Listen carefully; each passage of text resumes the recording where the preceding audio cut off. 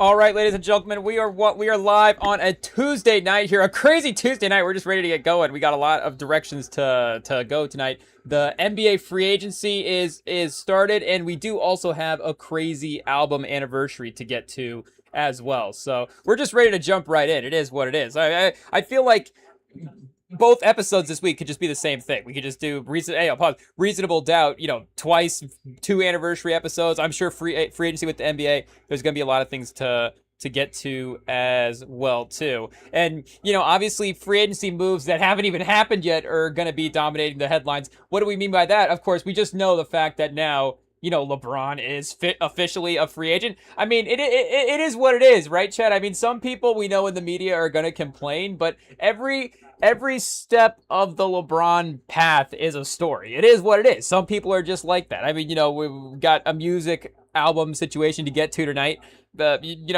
Sometimes when you talk about music, Drake and Kendrick just come up. Look, we already mentioned their names. It is what it is. So, again, sometimes people, are just storyline people. And LeBron's a storyline guy at this point, for sure. But, I mean, it's still a big legacy deal, if anything. And he's still a really, really impactful player. So, again, it's not just, the media's overhyping this situation. The media, why are we following this guy so closely? He hasn't even made a decision yet. But, he has been, obviously, just a part of the Lakers franchise here for now a decade. I mean, weirdly, the Lakers were like maybe his longest tenured team in a way. I was seeing a clip of some guy on SportsCenter talking to Windhorst about, what's LeBron doing to his legacy? Again, like we're leaving and going to another team. He can't settle down in one place. I guess, he's like Elizabeth Taylor of basketball teams or something like that. But I guess Durant, it could be a lot of people, I guess. Shout out to Elizabeth Taylor. But what am I saying? He was there for, 8 straight years. Obviously, 11 years played in Cleveland total. But 1, 2, 3, 4, 5, 6. 7 years right away. So the 8 years in LA was his longest tenured team. He got a title there. And, it still is obviously a big team building thing for the Lakers as well, too. It could be, I guess, do you say a positive thing? But now they have obviously there is a freedom there that they have to, make moves, build around Doncic. It was going to be difficult for them to build around the 3 guys anyways, Doncic, Reeves, and LeBron. It's when you have 5 guys on a basketball court and 3 of them just don't play defense, it's difficult to win a title. I don't know, we have to break out some analytics to prove that, but it just trust us on that one, chat. When your 3 guys don't play defense, it becomes a little bit more difficult. So I guess, I guess somehow the Lakers would have to either trade for Wemby or the league has to allow AI bots over the summer. And they're like, oh, well, we built these defensive AI bots that can make up for, LeBron or Reeves. Or it's like AI, I guess, what's going to be allowed, chat? If you could just AI, get a Winter Soldier arm and then LeBron doesn't even have to try to play defense anymore.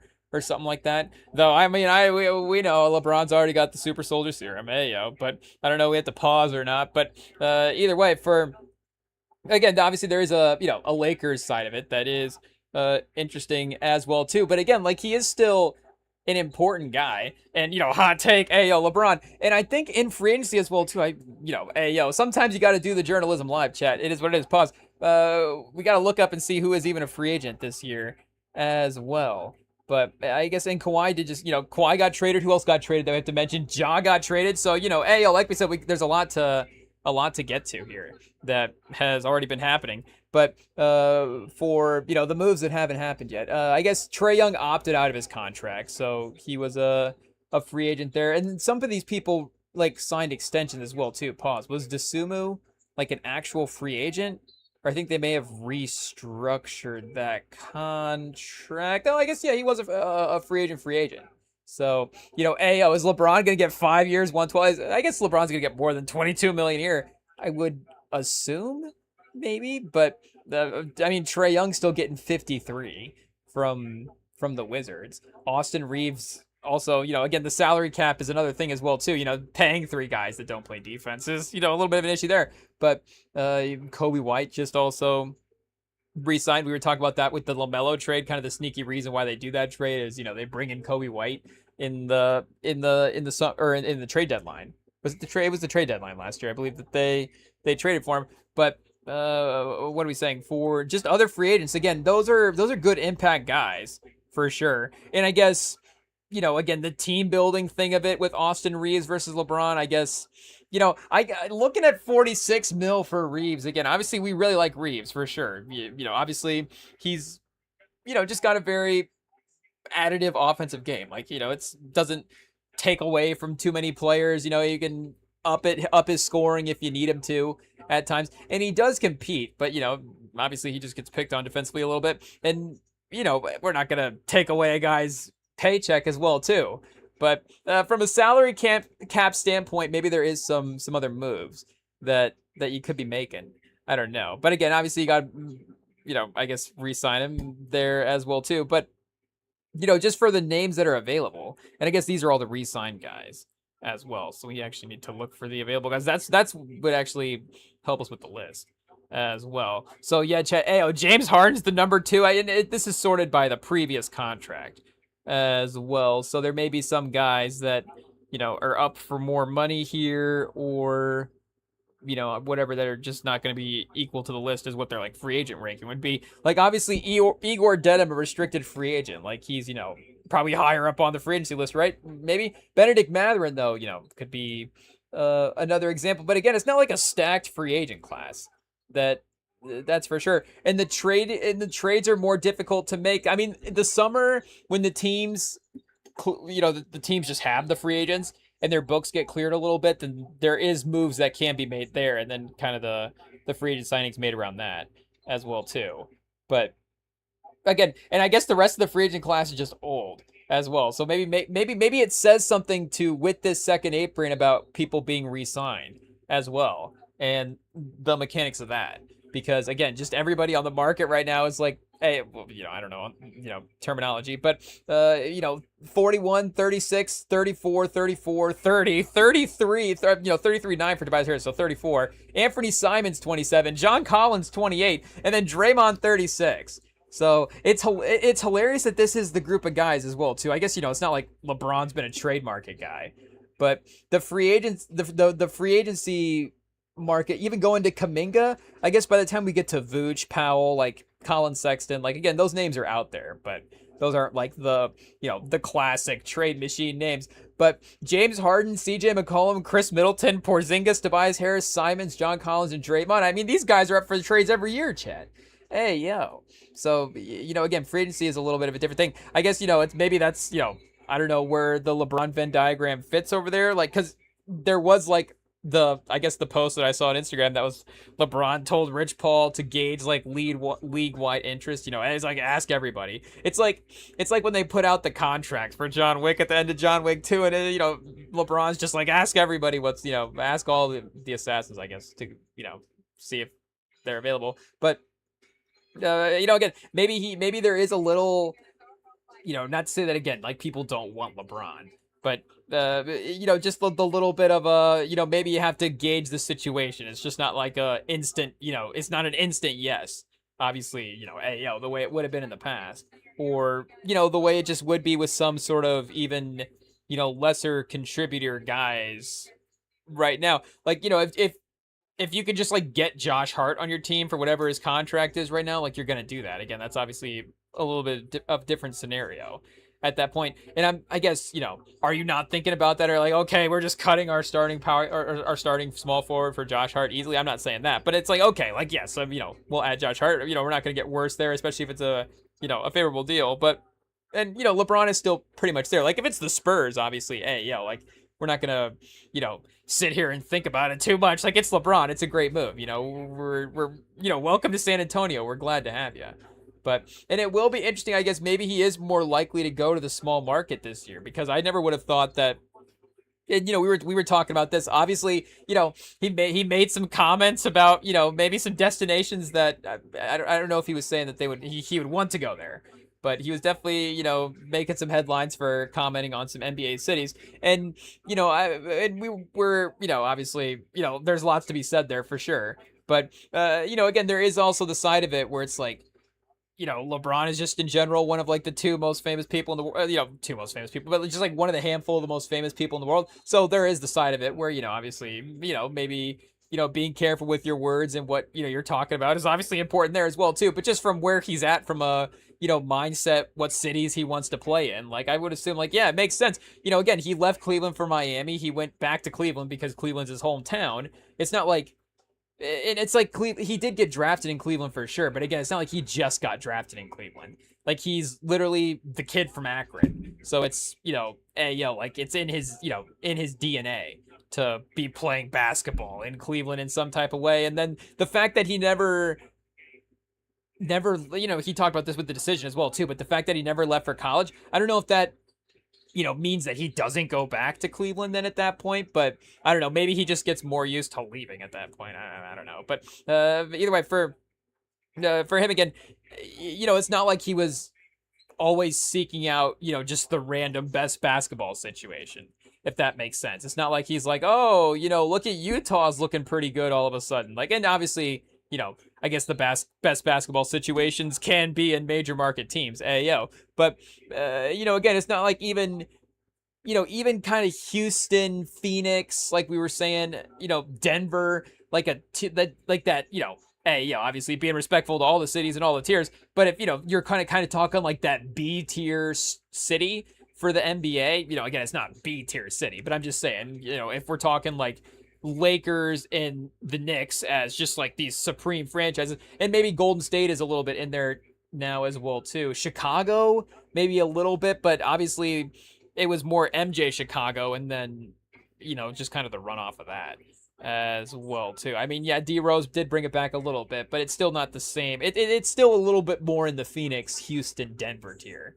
I think maybe Denver is like a half a tier below Chicago and Houston. I don't know, but just from an NBA city standpoint, that's all. I don't know. We're just ranking population size at this point. It maybe is what it is. But either way, I guess Phoenix is like pretty big. Hey, pot take pause. But like Philly as well too. I guess there was some rumors at one point that he would go to Philly. So maybe they're kind of right on the edge. But again, I guess at this point, again, maybe not all, I guess, like we're saying, maybe not all 30 or all 29 teams are going to be interested in him. But I do think that maybe he is a little bit more likely to go to just the random team at this point. Again, maybe we know what team he's not going to go to, but they're rebuilding right now anyways. It's fine. They're just not meeting up on the timeline at the right time.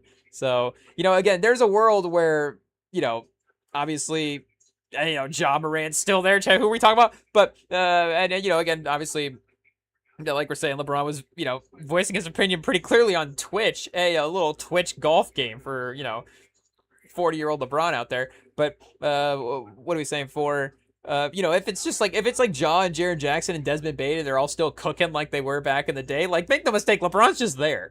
It is what it is. LeBron's like, oh yeah, Memphis is a great city, and I love playing with the great young talent. And I really want to be there. He's like, oh, I think they are fine in the West. And then LeBron's just in Memphis at this point, and all those guys are like, the stars of the league. But again, maybe not every situation makes sense. And I guess like we're saying, not every, like the Clippers and and Brooklyn, like even those teams being in major cities, like it hasn't always made sense for him in his career to go play for the Clippers, because again, it's just like if you're going to be in LA, take the step forward and be even more the more prestigious LA team.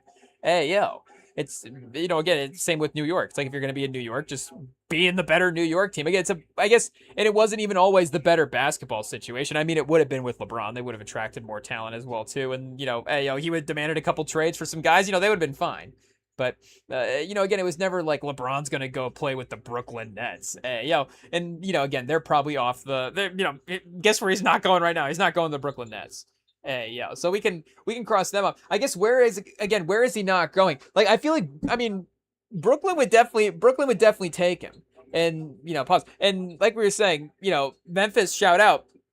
They were making it clear at that time as well, too. They don't even want LeBron at this point. So, and again, it doesn't even make sense for him to go there now as well, too. So, I guess, like we're saying, it gets a little fortunate. But, obviously, yes, LeBron would be a great mentor for Cam Boozer and all that different stuff. But, LeBron and Cam Boozer are going to win, like, and they can still win like 40 games in the West for sure. But, again, what is that? At the end of the day, he's still, it is what it is. He's ring chasing. So he's got to obviously, just from a basketball situation, find a little bit more of a veteran type of basketball situation. I guess does veteran mean he doesn't go to San Antonio? Obviously, maybe we got ourselves with that. But no, obviously I think San Antonio is on the board. I don't think he's going to Boston. If we're talking major market teams, he does hate Boston. So I don't think he will be going there. LeBron living in Boston for like 8 months just doesn't really seem like it would happen as well too. I mean, I'm pretty sure he hates Boston, right? I guess I'm not like fresh up on the quotes there as well too. I guess he hasn't. Do we need to invite LeBron on a golf Twitch stream and be like, what are your thoughts on Boston? But and then he's like, we're like, hey LeBron, be careful with what you're saying there. But what are we saying for? I feel like he would not go there. So that's a third one that is definitely off the table as well too. I guess I'm not saying Washington right away, and that's another obviously tanking sort of team over the last couple of years if he's not ring chasing. I guess ring chasing is the factor, right? Is he going to be in Washington for, I guess he's probably going to sign like a 3-year deal, would be my guess. 2 and a player option, or is it going to be a 1-1? It's probably going to be a 1-1. Isn't it? But because he'll, I guess, keep his own flexibility open as well too. Pause. But I don't, like the Wizards, I think, are at least like the 20th option for LeBron. Like I'm saying, I'm not saying like, sneaky top 8 team for him to go to. Like I was getting a little excited about their roster. Pause. I've kind of forgotten on draft night that they had gotten Anthony Davis. And I don't even think we mentioned him on the roster for that entire live stream. So, again, proves our point there. But then I was like, wait a second. That's right. I guess Trae Young and Anthony Davis and DeBasto, like they're going to be good. So, you put LeBron in that lineup. I mean, that is something. Again, like I can't say that's not nothing. Like, is that going to win the East? Is that going to win against a team in the West? I guess we didn't think any team in the East was going to win against the West. And then what happened, Chad? It smoked us. But and then the rest of the West fans are like, San Antonio doesn't represent the West. It's like, yes, you do. When we lose, you do. It is what it is. But or I guess when when we lose, the entire West is represented. Everybody, we're dragging everybody down, I guess, for the NBA. But what are we saying for Washington? Like there is a competitiveness there. Like if things get really, really, really bleak in the market for some reason, or maybe it's just a contract thing. Like it's like, okay, I guess then, obviously we get to the Golden State option as well too. It seems like the path is definitely clearing for that. I mean, he's gauging the interest, but I'm sure it's a business move to make sure that he still has the leverage with Golden State, at least some leverage with Golden State there as well. But again, I think they're making the moves. But we did see on the ESPN that, and I guess maybe this would play a part of the, AL going to the Wizards, but for him going to the Warriors anyways, there was talks that the Warriors would be trading for Davis as well too. So it's gonna be Steph, LeBron, Davis, and Draymond. But I guess again the Wizards are like, why would we trade Davis? Like, what are the Warriors gonna give us for Davis? I guess again, like, is Davis 5 first-round pick value at this point? Again, probably not. But still, they don't have Kuminga anymore. I feel like you could have probably talked the Wizards into taking Kuminga, even with DeBasta now and a little bit more of like a pep in your step as a franchise. They're like, okay, we kind of got something. Like, I still think they're like, okay, like, we can still take a swing on Kuminga at some point. But, I guess you're going to get like Moses Moody and Podziemski and some picks for Davis. You're going to have Pods and Trae Young in your backcourt. It's like, I get that there is maybe like you could get the 2K ratings to line up for it, but again, it wouldn't necessarily be like, I think, a smart basketball move for the Wizards, because again, like, their lineup does make sense kind of now, and you have a couple of forwards around Trae Young that can, I don't know if DeBass is going to make up for him defensively, and again, we'll see what Davis does now. And, again, LeBron, like, I don't, is LeBron, DeBasta, and Trae Young better defensively than the Lakers trio? Like, it's still kind of in the same tier. Again, I think DeBasta is just the highest upside defender of those 6 guys, or I guess those 5 guys, because LeBron, it's not 2 words LeBron, but, probably the highest upside defender of those 2. And, Luka's obviously can be a good defender as well, too. But, I think that for just for that collection, I think the Lakers would have the more offensive side there, but again, the Eastern Conference maybe being a little weaker would be something, I guess. And well, they wouldn't have. I was gonna say, could the Lakers have traded LeBron for Jaylen Brown? I mean, it doesn't sound crazy just from a name value standpoint, but considering where they're at in their careers, and Jaylen Brown just won a Finals MVP like a year and a half ago. I don't know if you would just one for one trade him for LeBron. If there was some, could you get like a LeBron Rui sign and trade type of situation for Jaylen Brown? Hey, I don't know if you could, create something there. And then did they just get somebody in the draft as well too? Who was that guy that they got from Baylor? I forgot his name, but he did seem like he was kind of a a good end of the first round prospect there. So maybe you throw him into the draft or throw him into the trade as well too. But again, I don't think we can take the Wizards off the table for not off the table, but just in terms of like what would be an interesting situation. Like that could be, if he goes there, that could be a 50-win team in the East. The bench might be an issue. I don't know, Keshawn George, Bub Carrington off the bench maybe would have to really take a big step forward. But again, there is something there. I guess I don't think he would go back to Cleveland as well. As much as that might sound, kind of crazy, I don't know if he would run it back. It doesn't seem, for some reason, the vibe of him and Donovan Mitchell playing together. I don't know if for some reason that doesn't seem like it would go well together. I mean, LeBron can play with anybody, so it would go well.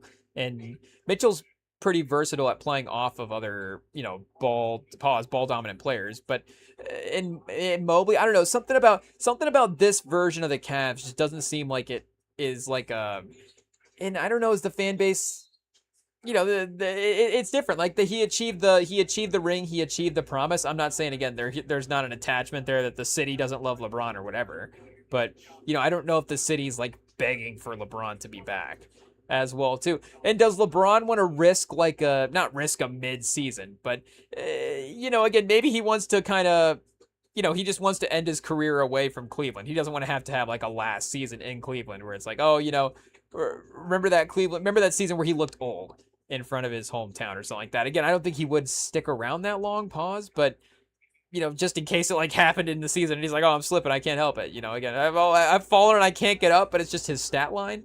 Maybe, again, maybe it's like if it's in a different city, it's less embarrassing. I don't know. But it's like nobody in Cleveland saw this, right? If I just did it over here, pause in Portland. Hey, speaking of playing with Jaw Chat, hey, he's going to go play in Portland. I guess, can we cross Portland off?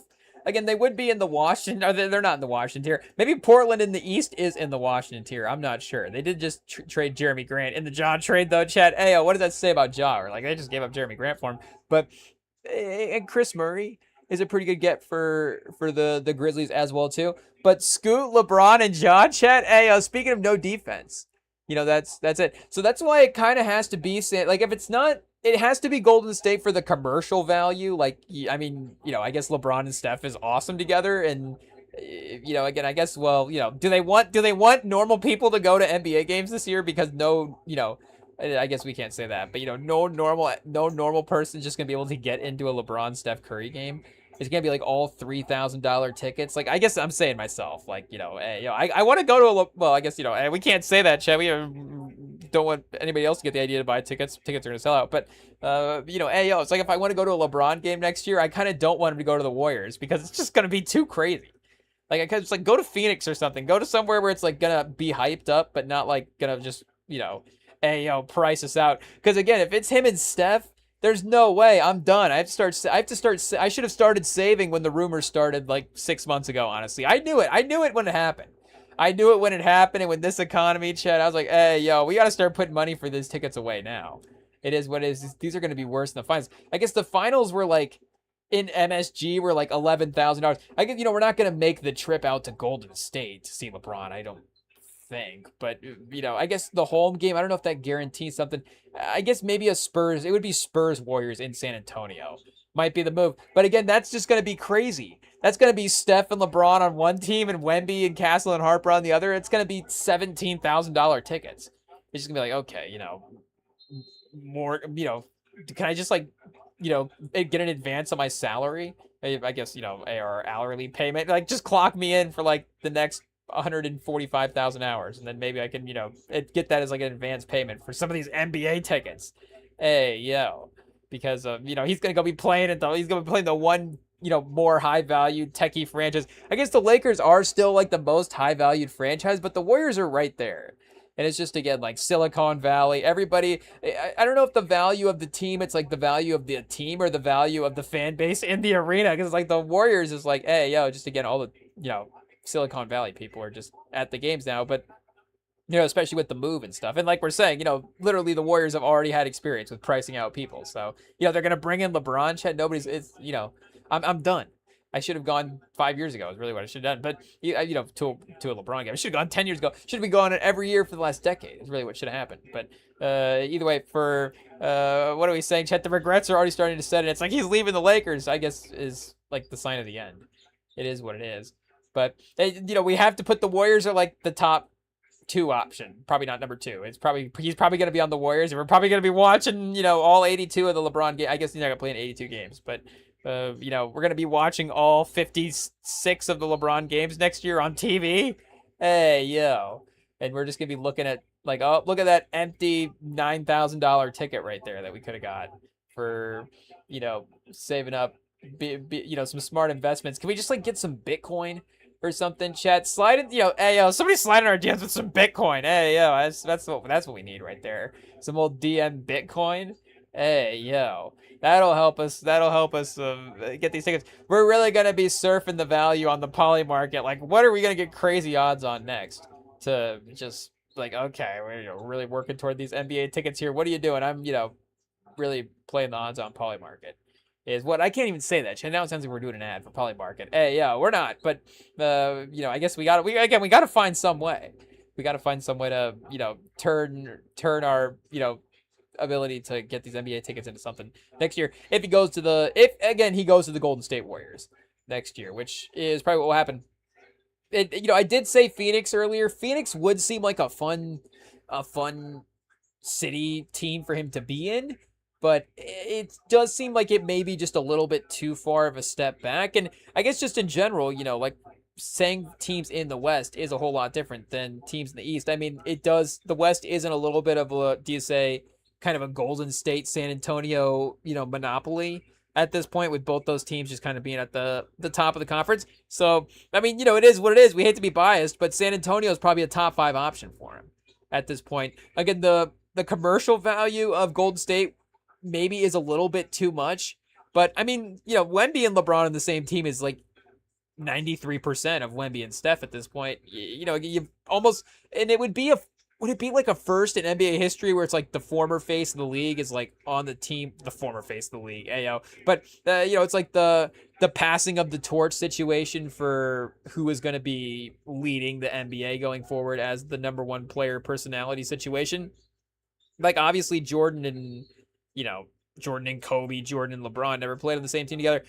Jordan and Magic never played on the same team. Magic and Kareem did, so Kareem did definitely have that sort of momentum from the 70s there a little bit, but never played with like Wilt or somebody like that. So and again, none of those guys were playing until they were 40 as well too.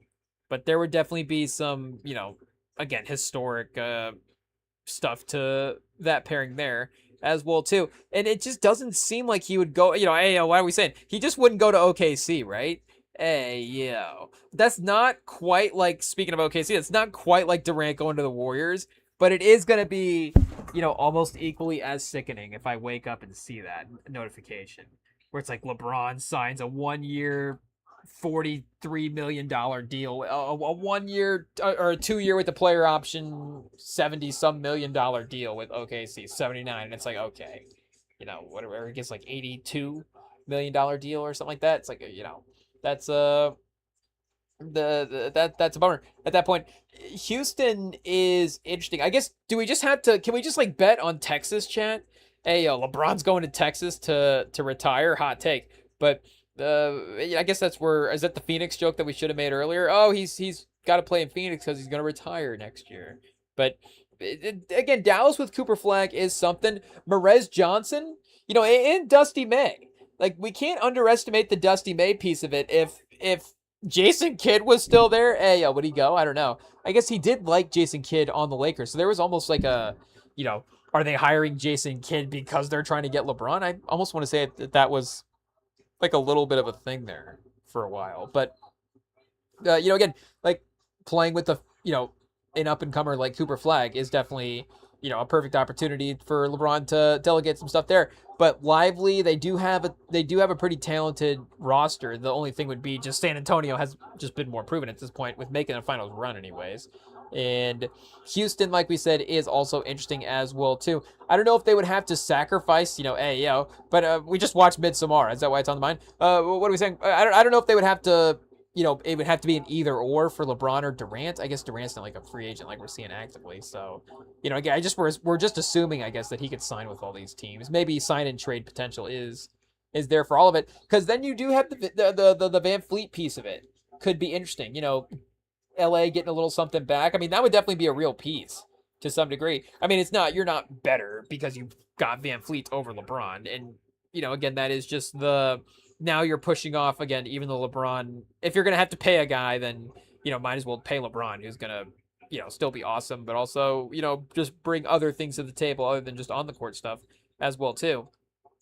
But for the Rockets, maybe they just already have their old guy there, with Durant at this point. The Clippers did just trade Kawhi, but again, is he like, okay, I'm leaving the Lakers, but actually I don't want to move, chat? I mean, that would be a fun take where he's just like, I'm good. I really like. I mean, it's not like he's gonna sell his property to go play NBA somewhere else. He'll be fine. He'll fly around. I'm sure he can commute, but he can commute via plane. LeBron's definitely sitting at that level at this point. Is he a confirmed billionaire, chat? I'm not sure, but we'll confirm it. Why not? He'll get there at some point. He's close enough.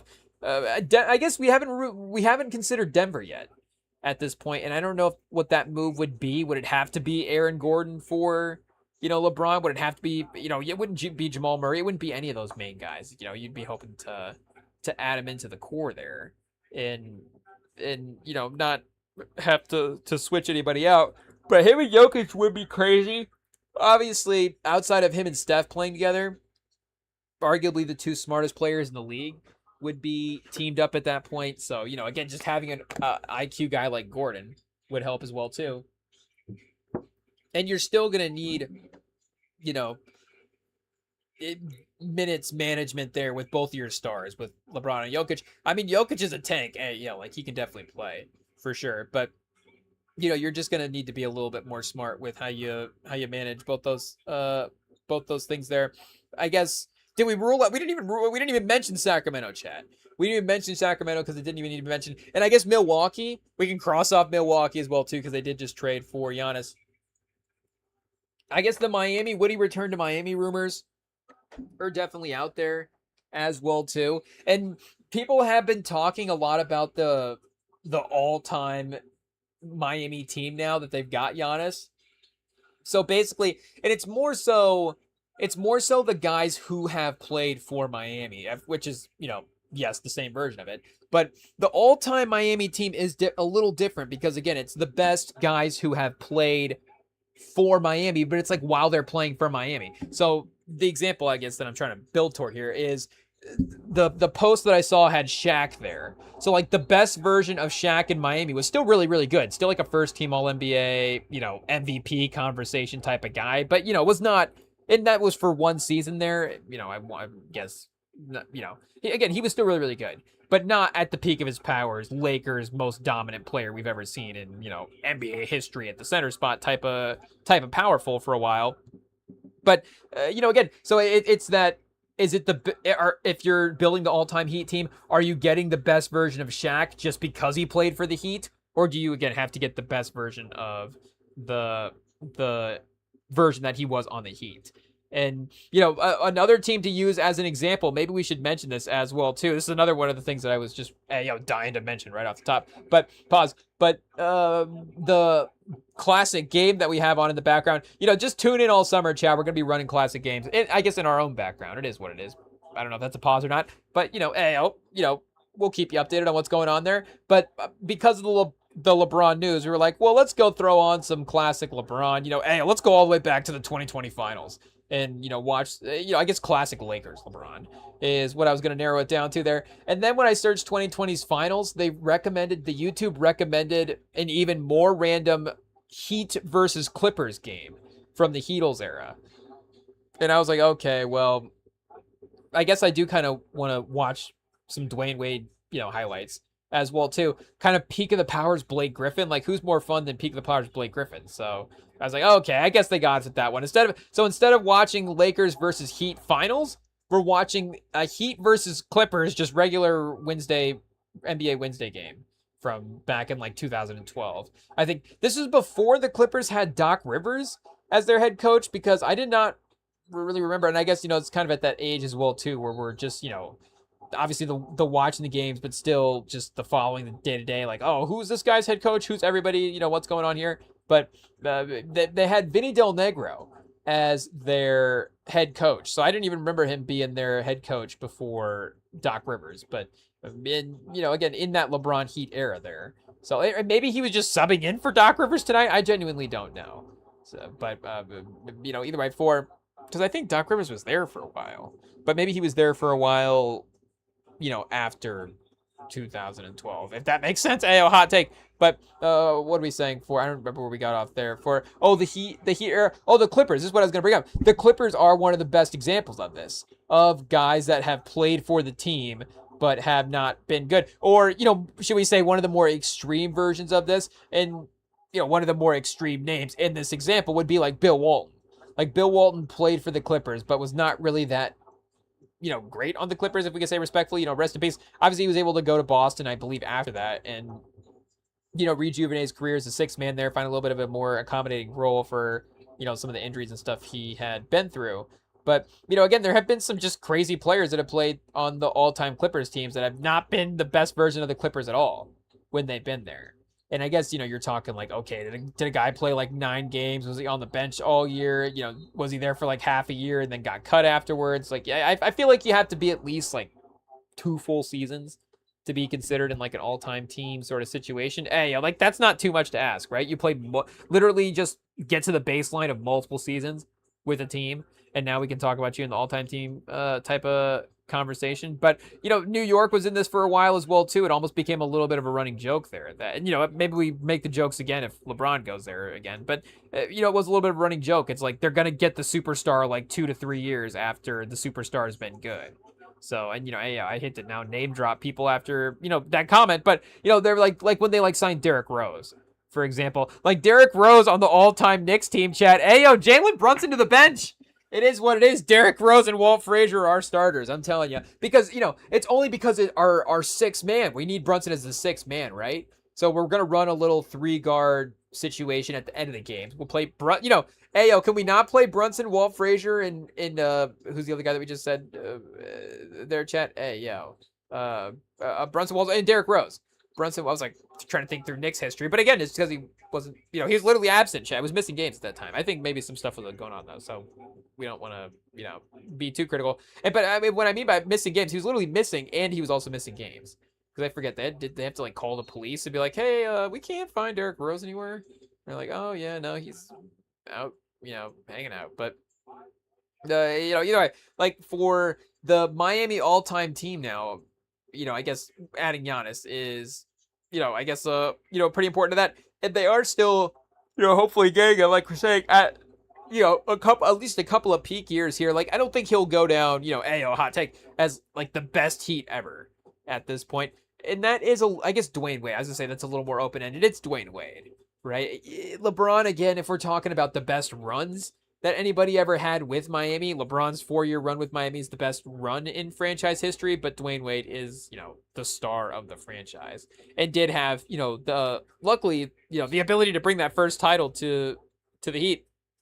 I mean, that is one of those things, I guess, that it's like, I guess it's a good thing that his legacy, that he had it before, he won him with LeBron, so that way he could have the lead the title thing. But also, LeBron goes there because of, in some ways, the 06 title as well too. It's obviously a handful of years after that he actually ends up there. But just that type of performance, and knowing that is his teammate there, and obviously he's friends with Wade, but just knowing that that's what his teammate can accomplish in these playoff series is definitely going to be a that title chasing type of situation in pairing up with him. So it would be, and you do have Giannis and Bam playing defense, so that is one that defensively with your other star players does make sense for sure. Again, they don't have a lot of depth at this point. So if you bring in LeBron, you definitely have a better playoff lineup, but you still kind of have the same questions that you would have through the regular season anyways, which would be again about sort of just the normal depth and rotation of the team and how you're going to manage those main stars kind of minutes. But we definitely can't write Miami off as well too. I guess we can maybe write the Raptors off because chat, pivot to the Raptors real quick. We did just see that they traded. This is kind of breaking news in a way. Let me refresh the Hoops hype. We're doing a bad job of refreshing the Hoops hype here. We have a little update on a Porzingis extension from a while back, but again, in terms of getting some actual exciting news here, Eric Spoelstra and LeBron really bonded during their time together on Team USA in 2024 per Windhorst at USA. We should point out USA connection to Miami. Bam Adebayo was a huge part of 24 squad. Spoelstra and LeBron bonded during that summer. Spoelstra was LeBron's personal workout guy. Oh, chat, we have to reconsider. LeBron is going to go back to the Heat. Keon Ellis to Brooklyn. Okay, so LeBron can't go to Brooklyn anymore. They used up the roster spot there with Keon Ellis. What a bummer, chat.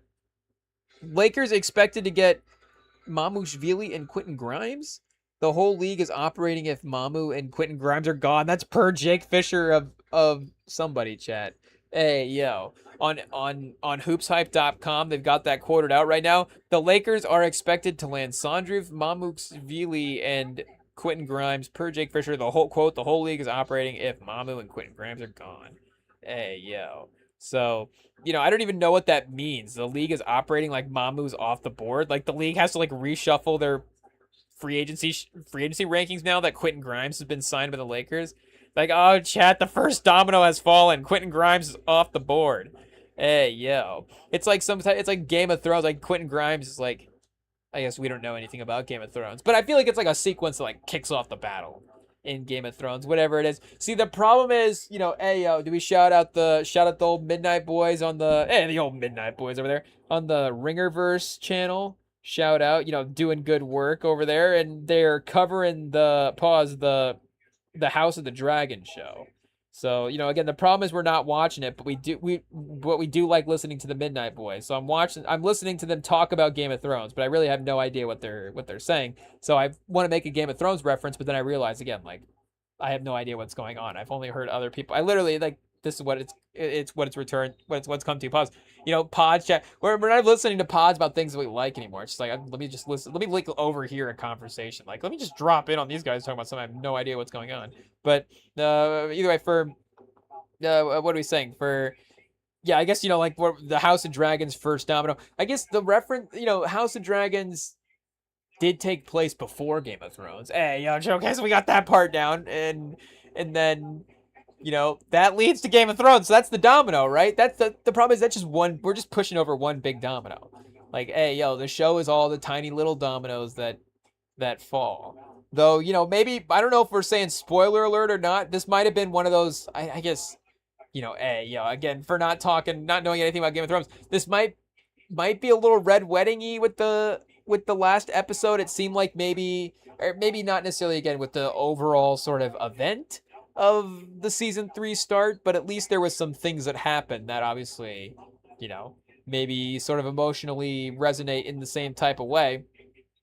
But so, again, it's okay, well, just jumping in on the biggest spoiler for the House of the Dragon so far. It's, again, it's okay, I guess I know what the show's been going on, what the show's been about up until this point. But I guess, again, in terms of the individual dominoes, whatever Quentin Grimes and Mamushvili are in the Game of Thrones world, chat. Where it's Quentin Grimes has fallen. Westeros, the throne is vacant. Let's claim something. I don't know, something about Westeros. Though I did see. Speaking of, now that we're, watching or listening to a Game of Thrones reaction pod, then our feed has to start giving us Game of Thrones options.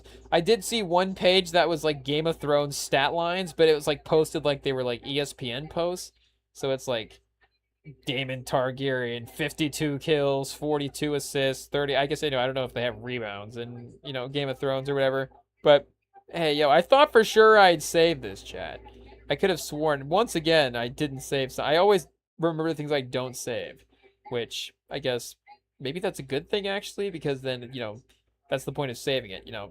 That can be the memory for me. Hey, a little commentary on the internet there, but still, I thought I would be able to. I thought I saved it. Hey, it is what it is. So I guess we'll just have to find that. I feel like it was just called Westeros Central. Hey, because obviously NBA Central. But let's see what we got here. This is just gonna be like the wiki page, or something. Westeros. Oh, chat. Wait a second. We might have it here. We might have it. Yeah. Wait a second. Oh, has it posted yet? Oh, chat. Hey, where do we see? Did we see this on the tube? What happened? Replies. Oh, this is on X. Oh, we saw it on the gram. That's why. Let's see what we got here. Yeah, here we go. Westeros Central. Let's see what we have got going on. Hopefully my gram doesn't betray me, chat. Ayo, pause. Okay, yeah, see, boom. We got some stats here. Oh, swings and slashes. Stabs and chops. Hey, there we go. So, Daemon Targaryen, 130 AC. I think in Westeros world, that means after... What does that mean, chat? After conquest? I think it means after conquest. But 53 kills, 32 slashes, 14 swings, 24 stabs, and 11 chops. Hey, I guess we paused the 24 stabs. But, Daemon Targaryen, a menace, chat. Back in the day. That is for sure. I guess, chat. Now we're getting into the meme side of things. We don't want that. But we just want the stats. Where are the stats? I guess just that one stat page. Wait, was there multiple there that I'm missing? What's going on? Or is this just the one I saw? I feel like I saw another one as well. Let me see what we have going on here. I guess we got a lot of dragon stats, it looked like, which is interesting. The dragons are obviously the coolest part of the show. A little rankings here as well too. Oh yeah, Chad. See, I thought this was more box scores than it really was. It turns out it really is just nerd stuff about Westeros. So that is unfortunately a little disappointing. Yeah, post more box scores from these fights. Though again, the dragon stuff is pretty cool. What's the pause the big dragon here, Chad? Ballerin? Hey, I guess Dreamfire, or this little blue guy here, pause, didn't even get a name. Dreamfire, 100-foot dragon, obviously starter dragon, yeah, good for a kid, but if you're an adult, maybe you want to get Silverwing or Meraxis 110. I guess they're not like that much different, but 200 foot for Balerian chat. Hey, that Vager for the second one. I don't know what the names of these dragons are, but hey, just what was wrong with just like Dreamfire and just change it to Y? And it's like, oh, it's mystical. Hey, like that's fine for me. I can still read it at that point.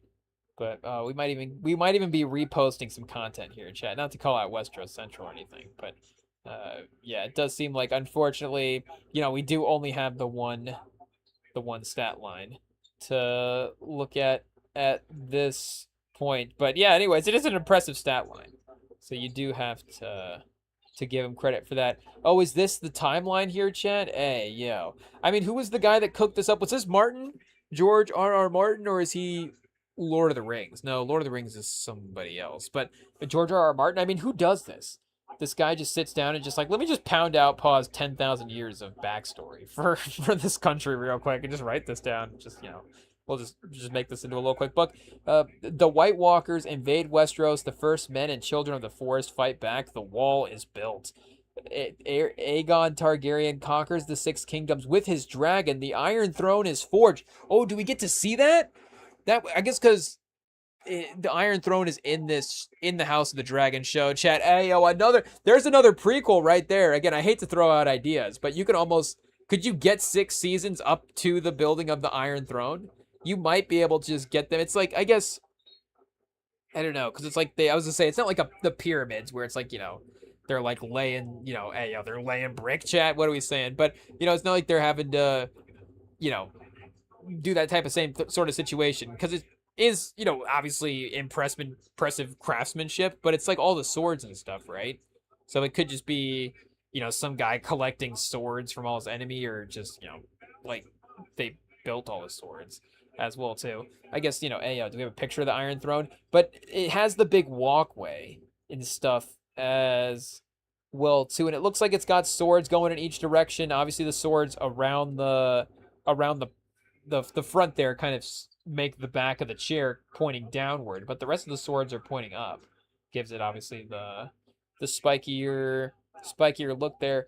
But I guess, House of the Dragon, the Targaryen Civil War, known as the Dance of the Dragons. Ooh, that's a very romantic way to look back at it. Dragons fight dragons. Most dragons die. Chat, R.I.P. But Knights of the Seven Kingdom follows Sir Duncan Tall and the Egg. So that is another show as well, too. So those are both shows in the timeline. Hot take. King Aegon tries to rule and reform the realm. Ends with tragedy at Summerhall. A great fire kills many Targaryens, including King Aegon. Spoiler alert. 259 AC. On the same day, Rhaegar Targaryen was born. Oh, wait a second. So, House of the Dragon is just an event here.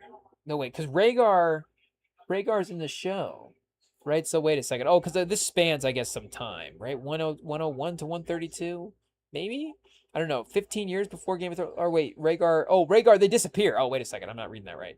Rhaegar Targaryen and Lyanna Stark disappear. War erupts. Rhaegar dies. The Targaryens are what? So wait, they live that long in Game of Thrones? I guess, a lot of reading to do. It is what it is, but there's some good stuff there, Chat. Some good writing, some good cinemas, some good camera work and stuff. Good show to watch. That is for sure. Though I guess again, it's only my opinion on the show, but so I'm not saying this is like, I guess. It is what it is. But it's like I was watching and I was like, you know what? Maybe I'm not missing too much. Like, it is obviously, high quality. But I was like, maybe I could watch like every sixth episode and kind of get it. And know what's going on. It does seem like, I'm not saying that I'm not against the in-between moments. Again, the in-between moments are what make the show as well. In any great movie, the smaller scenes are, again, what make it so great for any great movie. It's gonna have its great big triumphant, or not necessarily triumphant, but it's big action whatever type set pieces. But on the smaller scale side of things, when they're able to execute that stuff, awesome. It's great. But I guess for a TV show, it can get a little much at times, and it does seem like, and maybe I need to go back and like we were saying, rewatch Game of Thrones, but it does seem like the episode that I checked out today for House of Dragon, it was more like aggressively, they were speaking like more aggressively medieval, like they were like, dost thou protest the folly of mine brother as he doth charge and beseech thee and it's like, okay, I don't remember him talking quite this aggressively in the first one. Like, I feel like they kind of just go like, the queen is, and they just kind of like talk like that. They just kind of have like smoker voice in Game of Thrones. The, like, I guess, do you say like the peasants, but it's like the people in Game of Thrones. Or like the royals just have like, they just like talk kind of, they're just like, hey, we're planning and scheming around here and trying to get things done behind everybody's back. And, again, it's just like, a little more like regal or something like that, more so than, again, all crazy type grammar stuff or whatever. And there is still like, a prestigious style to the writing in Game of Thrones. I'm not saying that, but again, it just seemed like grammatically it was more modern English. But I will say, watching House of the Dragon, at least the episode that again, just the little bit that I was checking out there, it was definitely, great to see like a much more just diverse Game of Thrones setting as well too, and just how instantly that jumps off the screen as well. And again, we might have watching some of those early Game of Thrones season. I think they try to bring in some characters later on in the show, but I think they just kind of like stack them all together in scenes and stuff, and it's not necessarily like the same type of situation where like like the episode 2, season 3 episode 2 that starts today, like, or that I was thrown out today, that is the newest one, starts with like a recap of the battle that just happened. So they're like the cameras like zooming through the ships and stuff, and just like looking at the hey like the battle going down, like, oh, this is a diverse battle, hey like you love to see a diverse battle in a TV show like this. I guess hey we love to see people at sea, what like a mass, hey, we're not gonna joke's probably not that funny to try to make, but either way, like we're saying, it was definitely something that jumped off the screen. And like we're saying, the only reason I'm noticing it right away was because that was the recap scene, and just like I'm just correlating those two things. Is I guess all that I was saying, like, oh, noticing this in this moment is, I guess, just the observation that we're trying to get to around there, if that even makes sense in some ways. But anyway, do we just get back to NBA free agency chat and keep talking about LeBron? Where else is he gonna go here at this point? Because I guess like, hey, we keep naming the teams that he won't go to: Indiana, Charlotte. Again, like Orlando is in. There's the tier of teams that he would go to. That it's like, is that just too? Maybe it's just Orlando. Like, would he go to Orlando? But maybe it's just a little too boring. I don't know. But yeah, either way, like we're saying, LeBron's still arguably, hey, the best free agent available. So it's not just LeBron free agency news at this time. Yes, the extra extent of the coverage is, of course, because it's the best, arguably the best basketball player in the history of the NBA. But, there is going to be, I think there is a proper amount of attention that will be paid and should be paid to, the best basketball free agent possibly being available for, just or the guy who is like currently the best free agent available, is just a big storyline as well too. I guess we forgot about Yaxel for the Warriors chat. Hey, would they have to trade him for Davis? Would you trade Yaxel for Davis? Hey, would you do that if you're Washington? Hey, I don't know what. That type of contract discrepancy might be too much if you're trying to bring in LeBron. Hey, what kind of contract is Draymond signing to bring in LeBron? Draymond's like, $500,000 a year. I'm good to go. Call it a day. I guess, California. What are we talking about? California agent fees. Draymond's really making a sacrifice there, if that is the case. But I guess that is something. And I guess the idea of him and Davis re-teaming up somewhere is, I don't know, it is kind of sweet in some ways. It's like, oh, the Lakers trade was like actually kind of legit. Like, he really just did want Davis because there was like is it like, oh, is he like using a clutch sports guy to win a title, chat? Oh, like LeBron would never do that. Hey, he would never just trade for a guy for his own team for his own business purposes. But, chat. And we already mentioned this Clippers Miami game that we have on in the background. But this, just 2012 Blake Griffin, he's had a couple of missed dunks. Like, Blake Griffin might be the best missed dunker of all time. I guess Ja is up there as well, too. Ja might be actually the best, you say, after the whistle dunker. Pause. That might be a big pause, chat. Hey, Westbrook is up there as well, too. I feel like Westbrook's had a couple of crazy dunks where it's like they blew the play dead, and it's just like he goes in, it's like boom.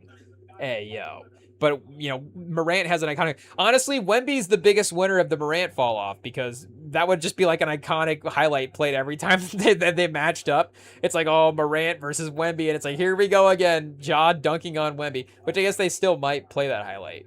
But now it's just like something that happened again. It's not like this, like, because before it was like this terrifying moment of no fear in a player versus, the star of the league. And it's like, oh, this is the guy that can go toe-to-toe. And now it's just like, that one guy dunked on Wemby. Hey, not to be disrespectful. I'm just saying, that's the perspective of the league. That's not our perspective. Like we said earlier, we still believe in Ja, chat. Hey, that's our statement here on the REMINGTOM pod. I guess, we might need to get an update from Sam. I don't know, but Sam is a notorious a notorious previous team of the year Blazers fan. So Sam, is Sam like secretly making these moves? I guess he wouldn't trade LaMelo away. Well, I don't know. I don't think he would trade LaMelo away from Charlotte, but if he would, trading him to Minnesota or trading him to play with Anthony Edwards would be a pretty good. Sam would definitely be cooking there with that idea. And I think he would definitely, trade Ja to to Portland or something like that. Again, for Jeremy Grant and Chris Murray, and Jeremy Grant's a fine player, chat. Hey, like make no mistake. Again, gets you 17 to 20 a night in the right situation. Maybe if the team's better, maybe it's more like 14 and that might be better off. But, either way, he's a very, very, very capable offensive player. We just saw Tobias Harris, I guess, do you say, what did we see him do at the end of the playoff run there? But, that was a guy that was really important to a team that won 60 games. Like, yes, Detroit, if Tobias Harris is your second best player, are you not going to win the title? You may need one more guy there. But, you may not be able to go toe-to-toe with Brunson and Towns. And, is Tobias Harris as good as Towns as your second guy? Probably not. But either way, was still capable enough at times. And really, I guess, it was more so in the playoffs, right? Because they said, was it he didn't score 20 points in a single game all year? Or he didn't score 20 points in back-to-back games and then just scored like 6 20-point games in a row or something like that. Don't remember the exact specific of the stat there. But again, he did up his level of consistency. I guess the point is, Grant can be in that tier of guy for sure. Still really, really productive player. But, I think if we're just talking about, and I get that I'm probably, is Ja Morant going to be a first-team All-NBA player again? I don't know if he'll ever get to that level. But like I'm saying, he can be a really, really productive player. So I think it's a good swing for the Blazers to take. And, if you want to take a swing, you want to, you do want to have the outcome of your gamble working out. It's not like, this would be good, but there really is no chance this works out, but we're still going to, take it anyways. Like, again, you still obviously, like we're saying, want the positive outcome, but, hot take. But, again, I think that for what they gave up there, and Chris Murray is great as well, too. Could he be that for a moment at some point? And, again, maybe you have to line up. Can the moment be in the playoffs or something like that? Can you get it all lined up properly? But, either way, like he is capable of producing something. Pause. That other NBA players aren't. But either way, again, look at the trade. It's Jeremy Grant, Chris Murray for Ja Morant. Like, what are we doing here? Like, this is just an A+ trade, but it's an A+ trade because it's just a fine move. Like, you're not gambling too much. The salaries or whatever. He's a what do you say? Expiring contract next year. If it's just like, okay, this is just crazy. If all of a sudden everybody in Portland's carrying, and that would be like, I guess, well, I don't know. I guess Portland can kind of go either way there sometimes. But, either way for, like everybody in the locker room, it just turns into like, 2000 the Wizards or something like that. Then it's like, okay, maybe, where is this influence, happening from? But, either way for, again, for outside of the couple of circumstances, like it's fine. And these NBA contracts, these guys are making, still obviously 44 million is percentage wise 26% of the salary cap. Like it's still, speaking of calories, I guess it's, it's like burning through your calories, like with like a slice of cake or something like that. Pause. But, again, like who is he taking away from as well too? Like we both love, or, me and Sam both love Scoot for the draft, but, we definitely have to be honest. I don't even know if Scoot can be as good as Ja could be right now. Again, I don't know what that means for either of those guys, but, Shaden Sharp, chat. It really is like the most athletic what could be backcourt.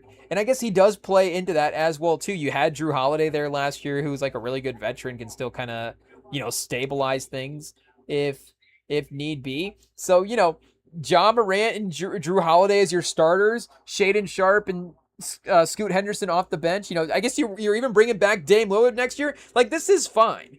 They have and the Dame Lillard 13-3 is kind of a sneaky part of this. I'm not saying like, again, if Dame Lillard plays next year, he solves all the Blazers' problems or whatever, but you just have capable guard play around him if, or for the team, if you need it to be Klingon Advia. Like it's, this is good. This is like maybe honestly like the most perfect team he could have gone to in a sense. I don't know where else he could be, kind of lost in the roster, but also kind of fit with what they do as well too. Obviously there's not like a ton of 3-point shooting all the way around, but Dame could bring that in.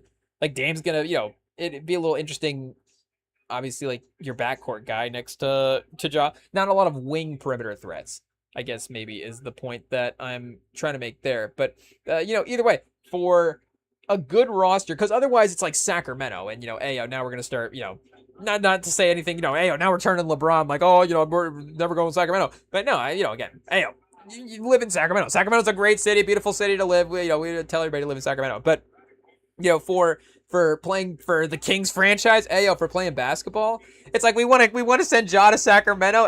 Chad, I'm not ready for that. I'm not ready for him to go. Hasn't he already served? Hasn't he already done enough? Hasn't he already been suspended enough games?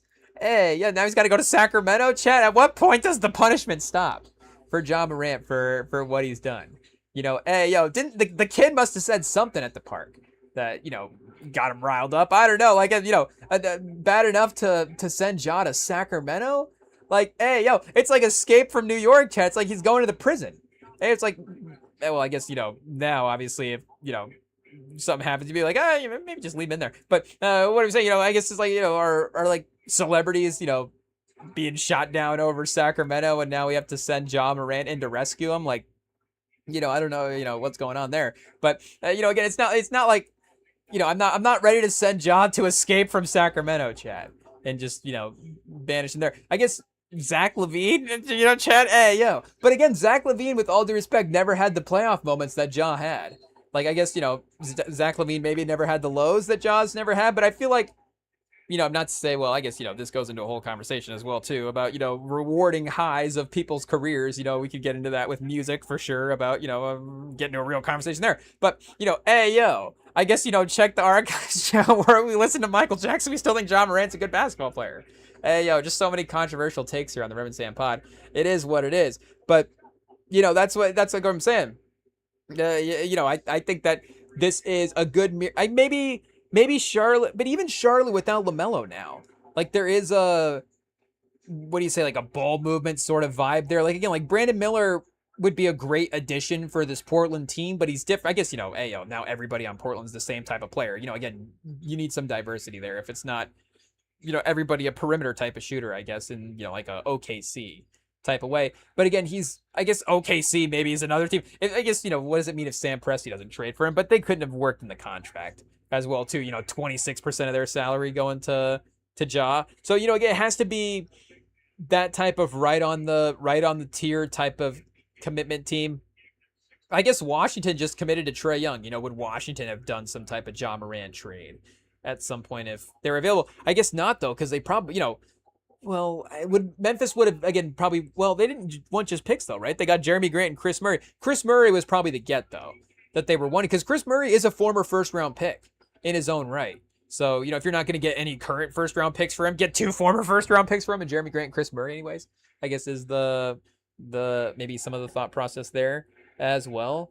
But, again, for, like, Brooklyn as well, too, just going to go play with Randall and all their weird rookies, it's just a tough fit. New Orleans, him and Ja him and Zion from the same draft class. LaMelo and Edwards, same draft class too. So it's like, the convergence there. But I don't know if we need the 2019 draft class. And then the Pelicans bring in Darius Garland, Chad. I'm getting too excited thinking about it. Like, can we just make the Pelicans roster this 2019 draft? Let's go back and DeAndre Hunter. Oh, Chad, this would be, they can sign all these guys. These guys can definitely, because Hunter is in Sacramento right now. So, go in and rescue DeAndre Hunter is basically the escape from Sacramento. RJ Barrett. Yeah, Chad, this is a 35-win lineup right here. This is great. I guess Kobe White is kind of locked down right now in Charlotte, but Rui's a free agent as well, too. And I don't think Cam Johnson's untradeable. So, PJ Washington as well. Tyler Hero, I guess, did just get traded. Romeo Langford, Chad. Speaking of basketball players we still believe in, Romeo Langford's got talent. But if you had Zion, Ja, RJ Barrett, Darius Garland, and Rui as your starting lineup, and then DeAndre Hunter, I guess, has to be off the bench, and Cam Johnson off the bench at this point. Again, Nickeil Alexander-Walker, I think, is kind of locked down in Atlanta right now as well, too. And, we see Brandon Clark's name here as well. We'll definitely take a moment to say rest in peace, remembering the story from the offseason there. Obviously, the tragedy doesn't go away. So, will take a moment to know that, hopefully let people know that that situation is still in, everybody's thoughts and prayers there. And, losing a beloved member of the NBA family this offseason. But yeah, obviously, I guess for basketball situations for Ja, this is, I think, again, a good, just a good team for him to, try to find a second, chance at the career here. And again, the Raptors just got Kawhi as well too. The Jazz, like, I don't know, I don't know how the Utah is. Speaking of Midsommar, chat, hey, that might be a situation there for Ja if he ends up in Utah. And then I guess, again, like Dallas, probably not gonna end up going to Dallas as well too. I guess you're not trading Kyrie for Ja. Kyrie's still too good at this point. Would it have been, speaking of PJ Washington, could you have done like a PJ Washington in something, and then think like maybe the defense in the front line, like, again, you just invested in Merez Johnson, and who else did they just draft? As they just drafted another, they drafted another front court guy, another defensive guy, right? As well, let me see here. Cap holds, dead money.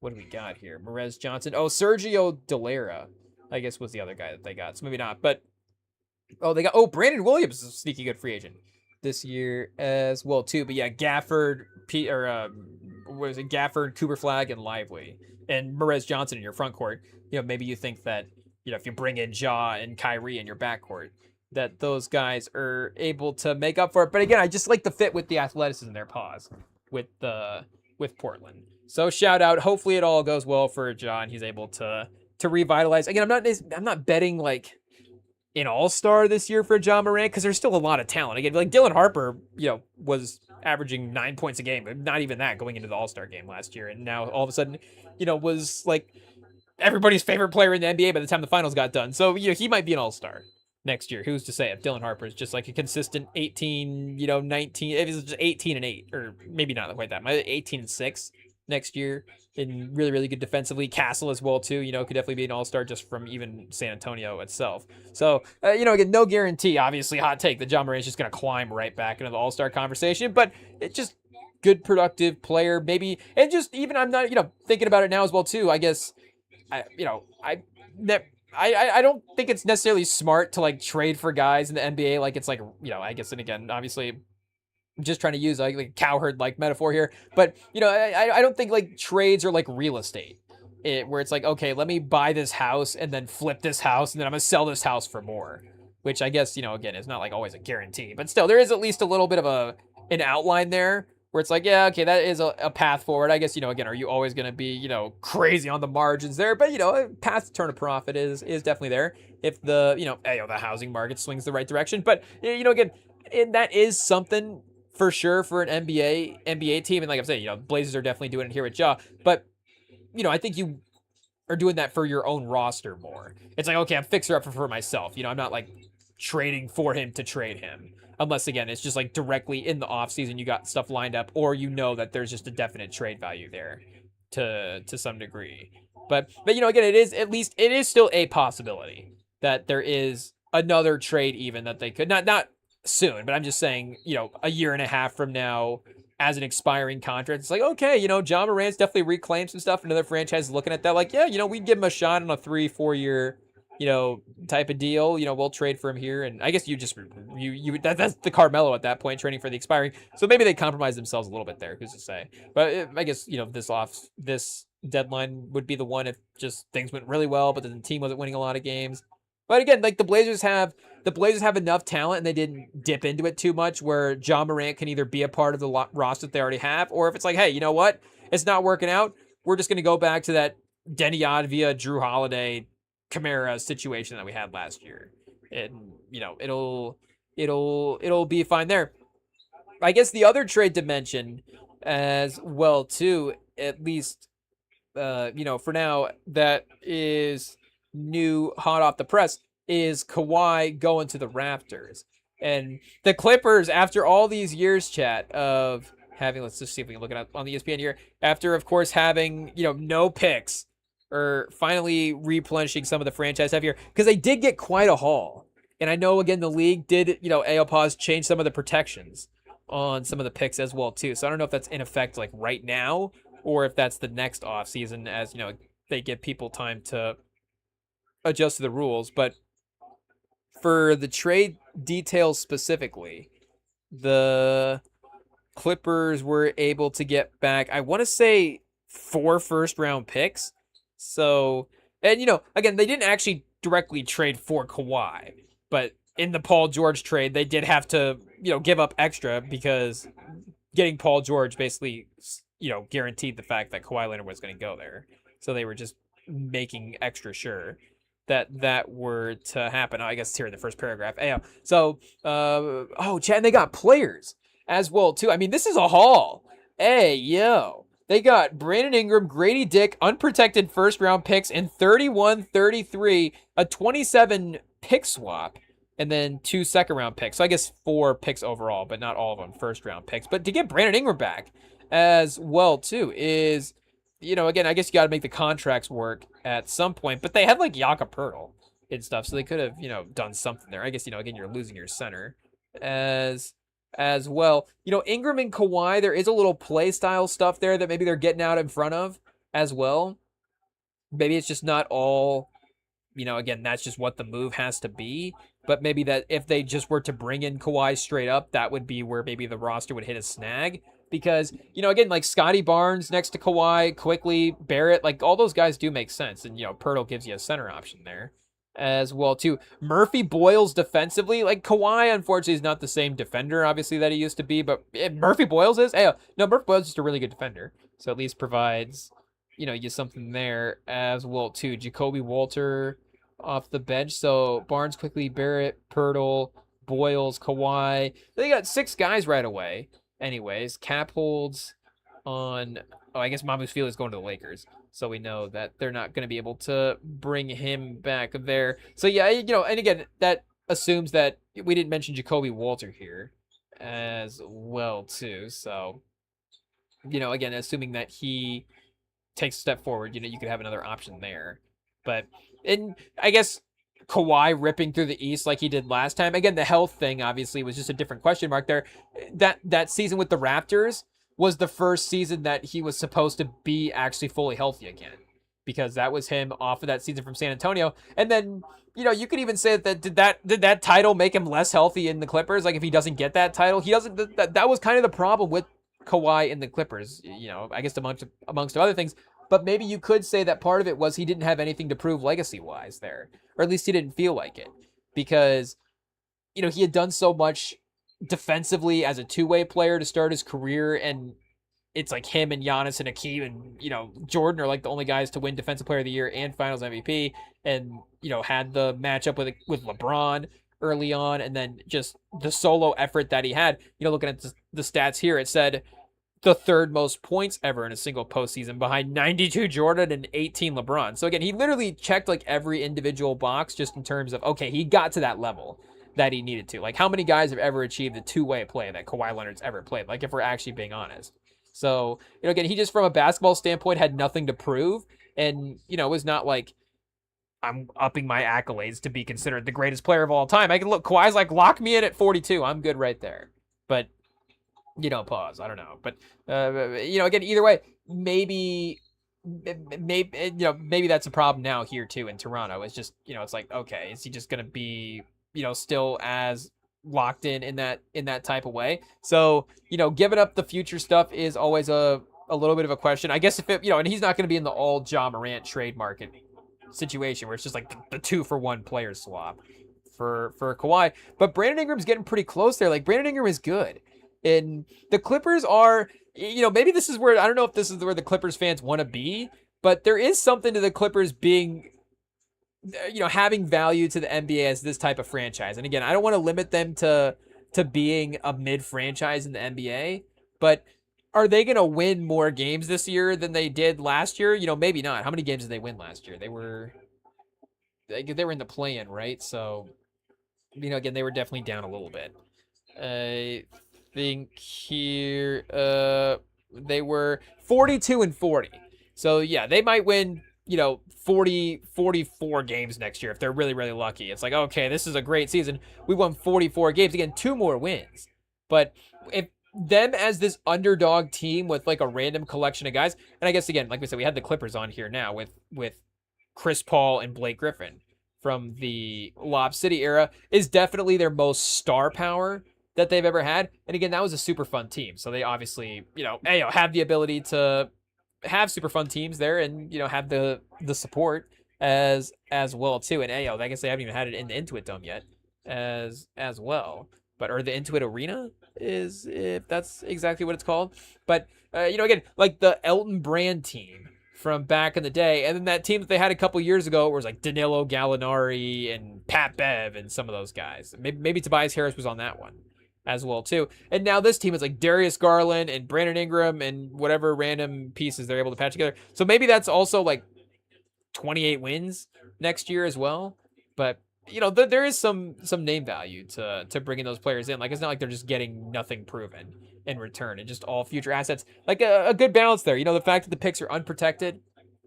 Pause. Hey, who doesn't love that? But then also, like we're saying, getting at least a physical, throw this player on the court for the fans as well too. I guess, again, terminology there, phrasing for sure, be more respectful. But, to have the player run out there and play is definitely, again, something that the viewer right away, the fan in the Clippers, can take advantage of for sure. And obviously, like we were saying, in the heat of just losing the finals, we were criticizing the New York Knicks, saying that they were, there's no chance they're gonna repeat whatsoever. This team's awful, all that. Looking at the East, that's obviously not true at all. Again, speaking of, Miami is in the competition, but I don't know if anybody is still, and New York has kind of already been here as well. Like, I don't know if anybody is better than those 5 guys. Again, the East just really aligned for him well this year, which is going to be the main reason as to why, like, that would be the main question mark. It's like, okay, just not even like upping the competition, but just upping the grueling toll of the playoff run, if that makes sense. Because again, they were able to pretty easily dispatch a bunch of those teams. They were winning those games by 40 points at some point. It's like, okay, that's impressive. Also, it's Jalen Johnson and James Harden.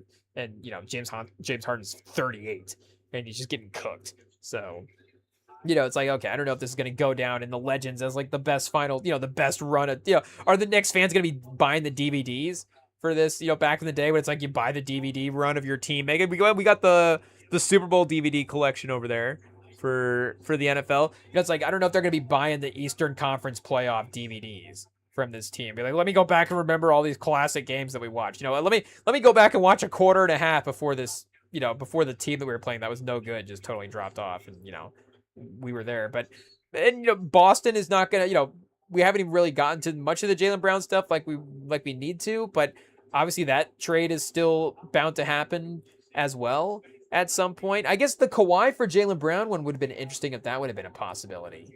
I guess again, Kawhi maybe going to Boston would have been the factor. So we'll see what they'll be able to do. Just the fact that they'll have Tatum there, for a season, if he's back to normal Tatum plus, they'll be up near a 50-win team. You would imagine it would almost be interesting. I don't want to take away a competitive season from Tatum in his 20s like this, at the peak of his powers when he needs to be making his finals runs and stuff. But it would be interesting to see. Yes, obviously Jaylen Brown have a team by himself as well too, but it would be interesting to see Tatum have a team by himself. And, is Tatum like a modern day Tim Duncan in a way of just sort of that constant stabling force? Like Tatum's just going to be a 50-win guy at this point in his career. Obviously, Tim Duncan was more Tim Duncan for his entire career versus Tatum has become Tim Duncan, obviously, over the last couple of years, if that makes sense, just in the consistency of the play there. But, again, either way, the Raptors do at least have to be, and obviously the Pistons did win 60 games this year, but I think that obviously we've seen teams time and time again have really, really successful regular seasons and not necessarily be 60-win teams. And that even goes for that Phoenix team with Booker and Chris Paul and DeAndre Ayton. I mean, that team again had Chris Paul and Devin Booker, 2 Hall of Famers. So that even makes a little bit more sense. But that's still like a high 50s wins team. That's not going to be a 60-win team every year. I think maybe OKC and San Antonio right now are, about as close to consistent 60-win regular season win teams as we ever had, outside of the super team franchise eras at this point. But, again, I would think the Raptors are kind of on the level with the Pistons, assuming that Kawhi is healthy. Cade, I would still take Cade over Kawhi in a team building scenario going forward because Cade's awesome right now. And like we're saying, the health is a little bit more there for him. maybe not all the way through his career. He's been a little iffy as well too, but just a little bit more confidence, and obviously the youth, you would go that way from an NBA standpoint as well too. But they're in the B tier in the Eastern Conference for me. I don't think that's a tough tier to break into, but I think they're in it. Again, that would be the A tier would only basically be New York and Boston at this point because Boston has Tatum and Brown. And maybe maybe Philly would be in B tier as well. Is it like Philly and Toronto? Are they on the same level as Philly? Philly again has a lot of names, but can Kawhi just dispatch a Paul George and Embiid by himself, and then all they have to worry about is Maxey and Edgecombe? But then bringing in Phylon as well too, if he's just a electric extra scorer for them to add in, then that's obviously just a whole nother element there. But yeah, I mean, immediately after every free agent move, it's like this team is the best, this team's the second best. But they could be like we're saying, the third or the fourth best team in the East this year. Hot take, they were already like the fourth best team in the East last year. And Scotty Barnes, it makes more sense with Kawhi on a team. And, I guess the other hot take would be, is this the best team Kawhi has been on? You say maybe even since the Raptors team beforehand, but even San Antonio before that. I think that Raptors team that won the title is a little bit better, especially now looking back. Again, Siakam and Anunoby have both been into finals runs without Kawhi as well, being both really, really impactful in those runs themselves.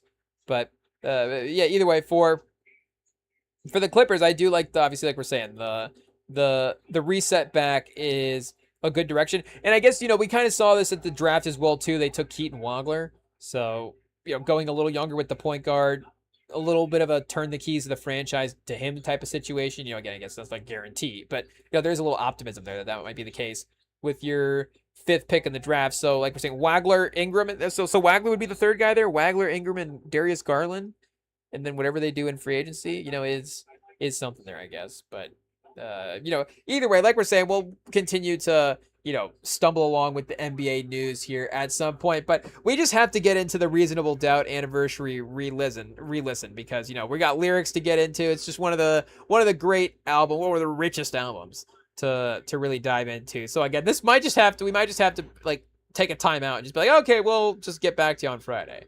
But we'll see if we can get the album rerun going here. So Reasonable Doubt, get it queued up on the speakers. After the break, we've got the 30th anniversary revisit of Jay-Z's debut classic. I don't even know. I guess the B is at the end of debut. I don't even know we're stumbling in there. But Jay-Z's debut classic is up next. Reasonable Doubt, right after this.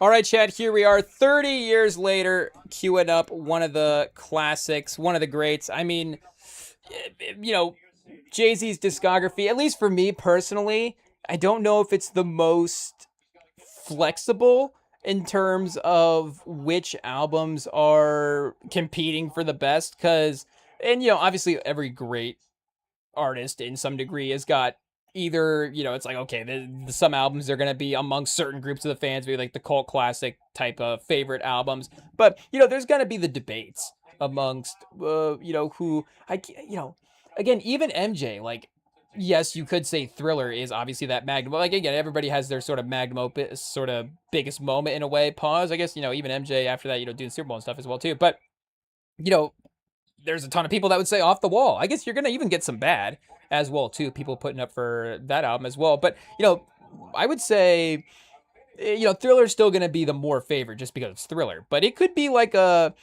of the two, like a 35, a 40, a 60-40 situation. Thriller, Off the Wall. Like, again, Off the Wall, people love that album.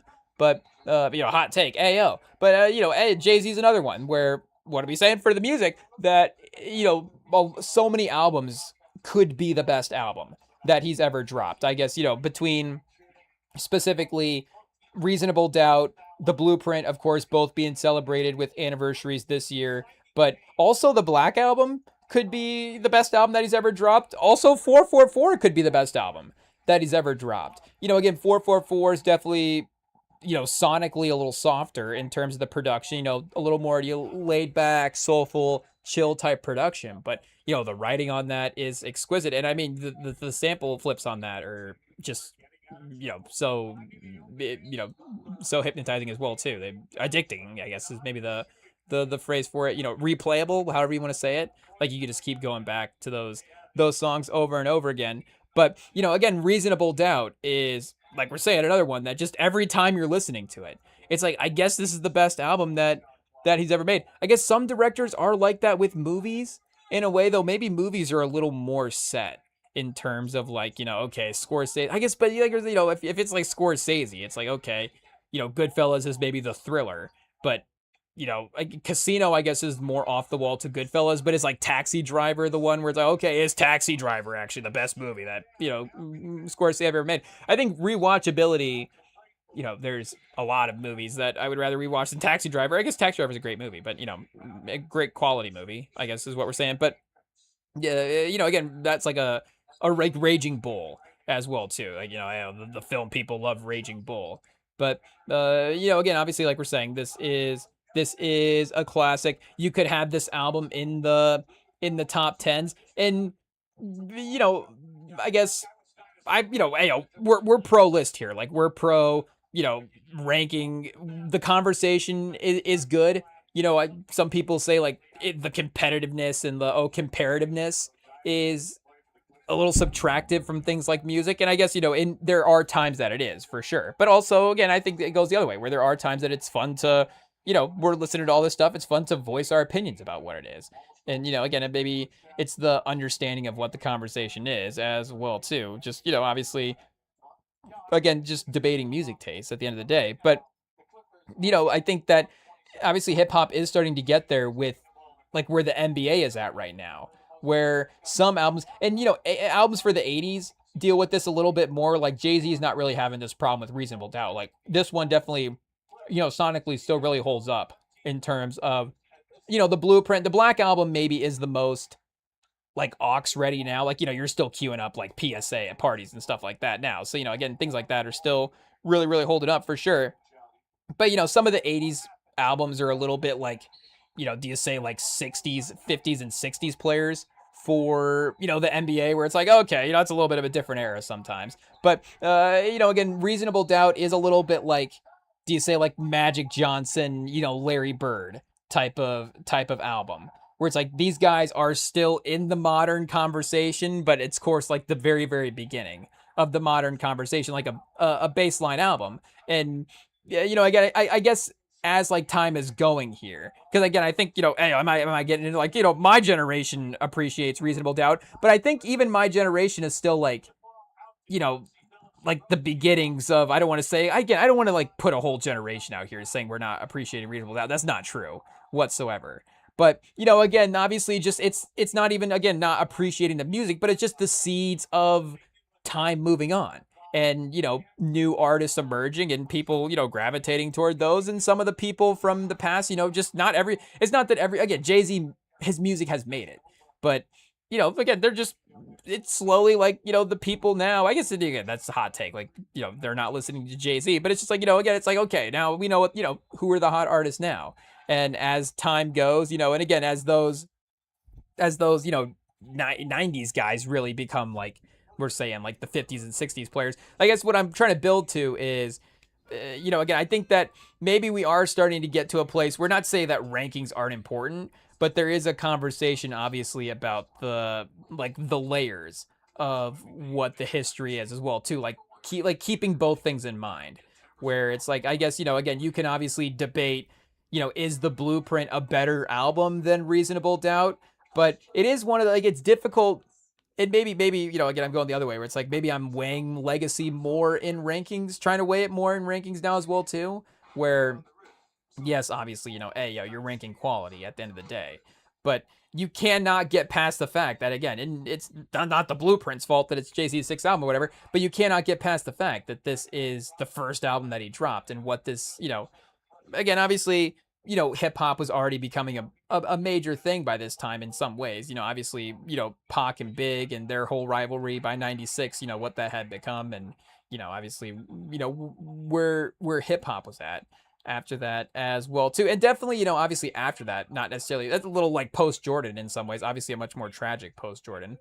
Rest in peace to both those guys. And I guess Jay-Z in some ways kind of like the LeBron stepping in and taking over. Obviously a controversial sort of mindset, I guess, in some ways, to Nas anyways. Obviously that was part of the some of the sentiment that Nas was having there in the beef was, obviously the sort of, hey, you're saying that you're, better than Big, like, what are you doing? Obviously, Big's the best. But again, for what this album is in hip hop history, like, I would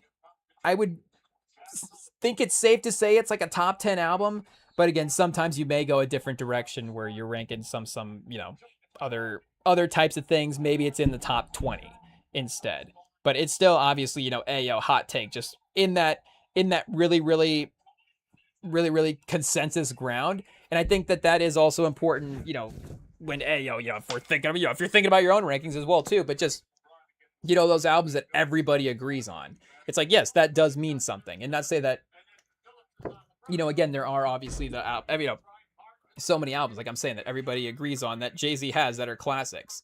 But I almost am starting to think, again, hot take, like the Black Album might be a better all-time album, just legacy-wise, than Blueprint, because it does seem like, again, just more people mention that as they're going back to that all the time. But, Reasonable Doubt as well too, just the influence that has had on even, music making and album making, even still, and how it's, some of the cinematic stuff. Again, obviously, Big has a very, very cinematic, debut album as well. The inspiration is definitely, there for the careers for both those guys. But still, like we're saying, the influence that Jay-Z had, hey, it's obviously Jay-Z. And like we're saying, it all definitely started here. I mean, we probably should start playing the songs as well too. Just cue them up and get them going. And like we're saying, immediately starting with, the skit as well too. Obviously in that Scarface, Carlito's Way kind of Brian De Palma mafia world, where a lot of the skits are being drawn from there. And like a little like Big as well too. I'm pretty sure Big's album starts with the heartbeat, right? You get kind of the heartbeat situation there a little bit, but you get obviously the what do you say, the restaurant scene, the Colombian scene, not the Colombian scene, because I guess the Colombian scene is like the shower scene, pause, in the chainsaw scene in Scarface, but the scene where obviously he's approaching him with the job. There's a bunch of Colombians coming in Friday, new guys. They got 2 keys for us, pure cocaine. You tell him, hey, capiche? I want you there.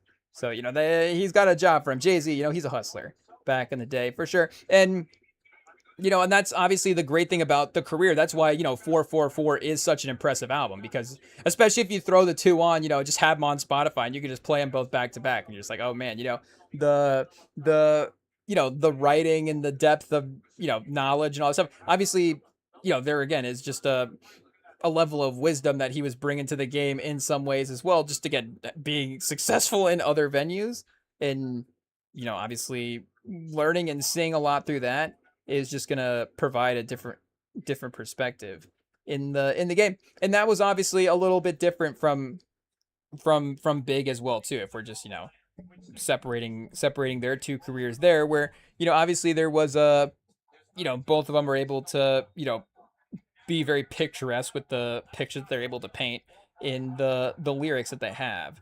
But Big is definitely, and not to say that Jay-Z is not what do you say, like the braggadocious celebratory type raps, but just Biggs was just had such a luxurious vibe to a lot of his albums, even though obviously, especially once you get to like Life After Death, and how much more pause, how much more I was gonna say how much more bigger, but how much more expansive that album becomes as well too. Obviously, in some ways, Ready to Die is also like a very intimate story as well too.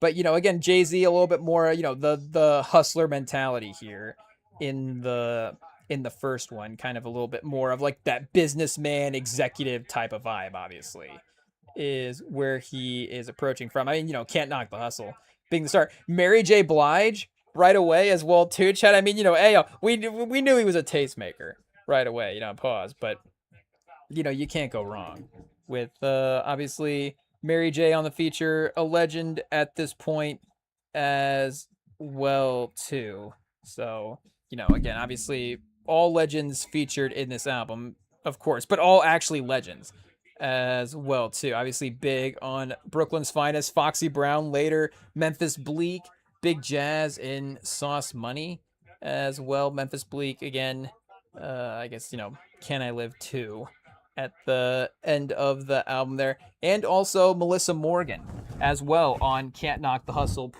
Fool's Paradise remix. So, obviously the impossible task of having to follow Mary J. Blige on a remix, but, still able to, leave their mark there as well too. So, again, chat, there is obviously, so much to go through just in terms of the writing for this album as well too, because obviously, who doesn't love fun music, just basic trap music or something like that. But obviously, Jay-Z is definitely up there with the more lyrical albums that we have gotten into at this point for the re-listens. I guess we should probably be specific with the Jay-Z song that we want to look up here. Can't Knock.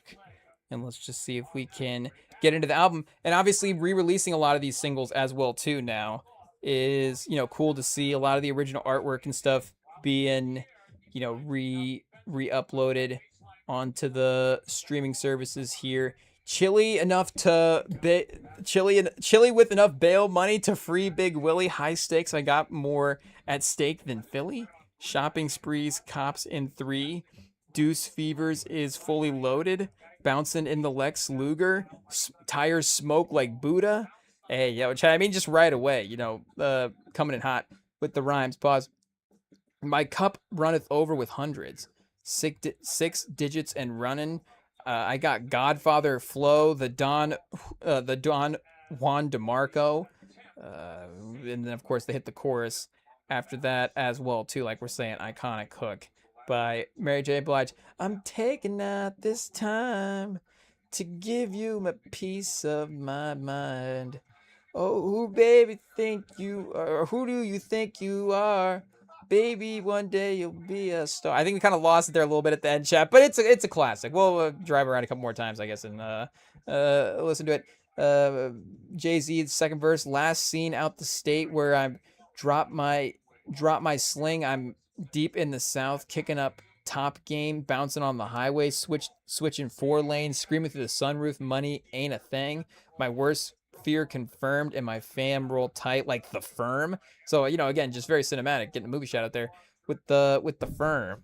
Worst fears confirmed. Hey yo, getting down for life. That's right. You better learn. Why play with fire? You burn.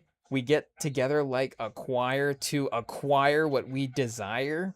I mean, the sort of the interline rhyme schemes, if that makes sense, like acquire what we desire. I think he kind of like perfects that throughout the course of his career. But getting the early versions of it in 96, sipping Remy on the rocks, my crew something to watch, nothing to stop, unstoppable, scheme on ice. I got your hot. I got a hot your crew. My motto stacks rocks like Colorado. Waddle off the champagne crystals by the bottle. It's a damn shame what you're not though. Slick like a gato. Jay-Z, my pops knew exactly what he did when he made me. Tried to get a nut and he got a nut. I mean, Chad, again, the writing from Jay-Z. I mean, that's philosophy that's gonna go down. That it's gonna be like, oh, like they're gonna be like if they study us, like it's like the Greeks. And they're like, okay, Jay-Z's like Aristotle. They're like, okay, what did he say back in the day? My pop knew exactly what he made when he made me. He tried to get a nut and he got a nut. Hey, yo. I got the U.S. Open. Serve like Sampras. Play fake rappers like a campus. Let's get it together. Make this whole world believe us, huh? So uh, Al Green shout out, maybe with the song reference there as well too. So hey, yo, Chad. I mean, we're missing. Oh, we got the album on shuffle. Hey, I was like, wait a second, that's not the next song. But hey, yo, obviously there's no skips here, so having it on shuffle is fine as well too. But we want to stick to the album order and go there. And hey, yo, politics as usual. I don't know if we have to do a ranking of the tracks here because it is impossible. I do really love the first run of tracks. I think that like in hip hop history, well, like Dead Presidents is like an iconic sample as well too, just throughout. And the way that J. Cole has, you know, constantly used a bunch of these samples as well. But I think that maybe some of the middle run for that sampling, I guess Dead Presidents, Devils, 22 Twos, Can I Live? Like some of the, again, the more iconic like sampled bars, sampled beats and stuff, I think come from that kind of run. But I just love the beginning run, especially these first three songs. I mean, this is all time stuff from Jay. Can't Knock the Hustle, Politics as Usual, and then Brooklyn's Finest with him and Big. And then Dead Presidents, and then Feeling It. I mean, I guess all five of them, Chad. All five of those first tracks are perfect right there. Oh, yeah, wait a second. Devils, 22 Twos, Can I Live? Him and the Foxy Brown on the next track. Like, again, it just, it keeps going. Pause. It is what it is. But, and like we're saying, he's able to, work with so many different producers and, really is sneakily able to have, kind of a diverse sound throughout the course of his career. He obviously stays, in his own personal discography in kind of a solo or in kind of a soulful type of lane. Watch the Thrones is kind of the one album that he is, a part of as an artist that, really gets a little bit more, sort of modern day kind of aux style play there. But just in terms of the sound of the album. But, again, the cruising vibes to this album, like there are a few albums that, and again, obviously some cruising songs work just as good during the day as they do, at night or whatever. They work just as good as all the time. There is, nothing wrong with bumping Politics as Usual. If it's like the middle of the day, sun's fully blaring, you got the windows down, or, a little sunset type of situation, or, cruising at night as well too. Again, windows down in every situation. It is what it is, obviously. Who's rolling around windows up? It is what it is. But I guess especially if you're bumping Politics as Usual, you got to let the people know. Play it a little louder when you pull up to the stoplight every now and then, just to again, just remind the people what songs are out there as well too.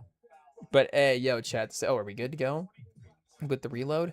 Okay, I think we are. But yeah, the samples all throughout the album are obviously iconic and perfect as well. But yeah, the song structures in this one, you see Jay-Z obviously building off of a lot of, especially again, obviously his own businessman, but the connection with the bad boy era there is obviously, very, very evident, early on, obviously throughout his career.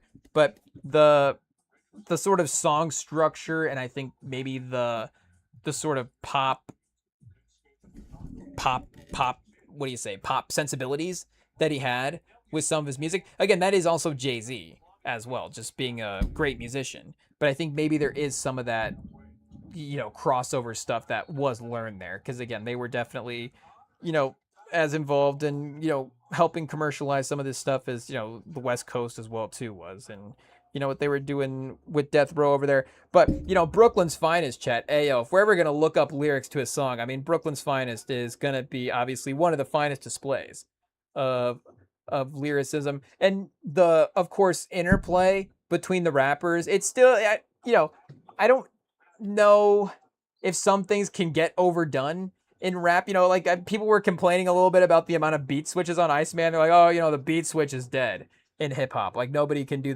it doesn't hit the same like it used to. Again, everybody knows it's happening. But I don't know if if two rappers like interplay, like pause, like the interplay rapping style, if that ever gets old. A totally different version of this is Drake and J. Cole on Evil Ways. A little bit like it on first person shooter mode, but definitely on Evil Ways. They're, kind of just back and forth ripping off lines. And, it's perfect. It's also like, the conversation between the two guys as well too, but just in terms of, sonically listening to it and, rapping along in the car, the momentum there, like it's just fun to have the two different, voices almost sparring on the mic. Like that never happens. Again, you get the very traditional verse, and it is great as well too. You think of us like great posse cuts, a song like Problems or something like that with ASAP Rocky, where it's like, okay, you go verse to verse on that song. It's great. Everybody, has their part, their standout moment. You can get into the vibe of each individual verse. But, this just never gets old. I guess it would have to be two. I don't know if it could be, hey, Che, you start going, 3-4 rappers deep on that. Hey, pause. But as long as you have two, more couple of greats, I guess should try to go for that style. I mean, again, Drake and J. Cole is, obviously two of the big three there. That's about as good as you can get for that type of thing. I guess Joey and Absol did do it a little bit on their cipher, like that Red Bull cipher with them and Big Sean when they were beefing there. But maybe on a Joey project or something like that, another lyricist or something could step up and definitely go for a track this style as well too. But again, obviously, getting Jay-Z and Big on a track here, and just what could have been for their career. Obviously, what could have been for both Big and Pac just in their own right. But the collaboration between Jay-Z and Big would have been just crazy throughout the course of their career. And we of course know that obviously Jay-Z is a super collaborative guy. We know he made an album at some point with Ye. So would he have made an album with Big at some point in the 2000s, instead of like Hard Knock Life 2? Was it just him and Big on an album together or something like that? Who knows what direction they end up going. Is Big, does he end up over at Rock Nation instead of Bad Boy? Is there like a Rock Nation Bad Boy, I guess we don't want to start saying that there's another feud, chat the timeline, it just goes where it goes, I guess. I guess not, I guess. We probably shouldn't say that. That's the moviefication of our mind there that we got to apologize for. But again, is there some type of contract dispute that happens? Like, speaking of free agency, like Big's a free agent, and now he signs with Rock Nation. Big left Bad Boy. Oh, we announced, all the Bad Boy fans that were Bad Boy fans because of Big, now they're leaving. We weren't like seeing that with the Lakers fans announcing, oh, LeBron left, so thank you to all the Lakers fans. It's been fun being a Lakers fan. They were like leaving their like retirement notes because they have to go now join, whatever team LeBron's joining because they're LeBron fans. But, maybe it would have been a little like that as well too. It's like, okay, Big's at Rock Nation now. We gotta go over there again. Obviously, having a business dispute with Diddy's probably not a great idea. Seems like, but Yeah, maybe Hove would have been able to outmaneuver it by that point. Who's to who's to say? But hey, did we get the shuffle again, chat? Hey, I didn't mean to hit the shuffle again, but we'll get her corrected here and get her going. Oh, we can't miss Dead Presidents next. Two iconic piano samples back to back. But again, you get kind of the upbeat, bouncy, dancey type sample. And then obviously Dead Presidents, darker, menacing. The Nas sample as well too. So, obviously where they end up beefing earlier in their career, but that's another perspective that Nas, has in the beef at that time is of course that, Jay-Z, it's like, you're looking up to me earlier in your career. And Jay-Z obviously was influenced by a lot of these guys, these New York guys early on, and paying homage to Nas by sampling the stuff in Dead Presidents is obviously, about as direct homage as you can get there. Hey, chat, we got to go back to Brooklyn's finest as well. My Bed-Stuy flows malicious, delicious. F3 wishes I made my road to riches from 62's Gem Stars, my mom's dishes, Grams chopping, police van docking, D's at my doors knocking, keep rocking. No more Mr. Nice Guy. I twist ya. I guess we gotta censor. Hot like Cajun. Okay, we're back. Hotter than ever holding work at Days Inn with New York plates outside. Get out there, F the ride. Hey, chat. Keep your hands high. Here comes the Grim Reaper. Frank White. Need your keys to the innkeeper. Chill, homie. It's in the Shoney told me. Hey yo, they're just obviously, ripping it the entire time here. We gotta focus on Dead Presidents.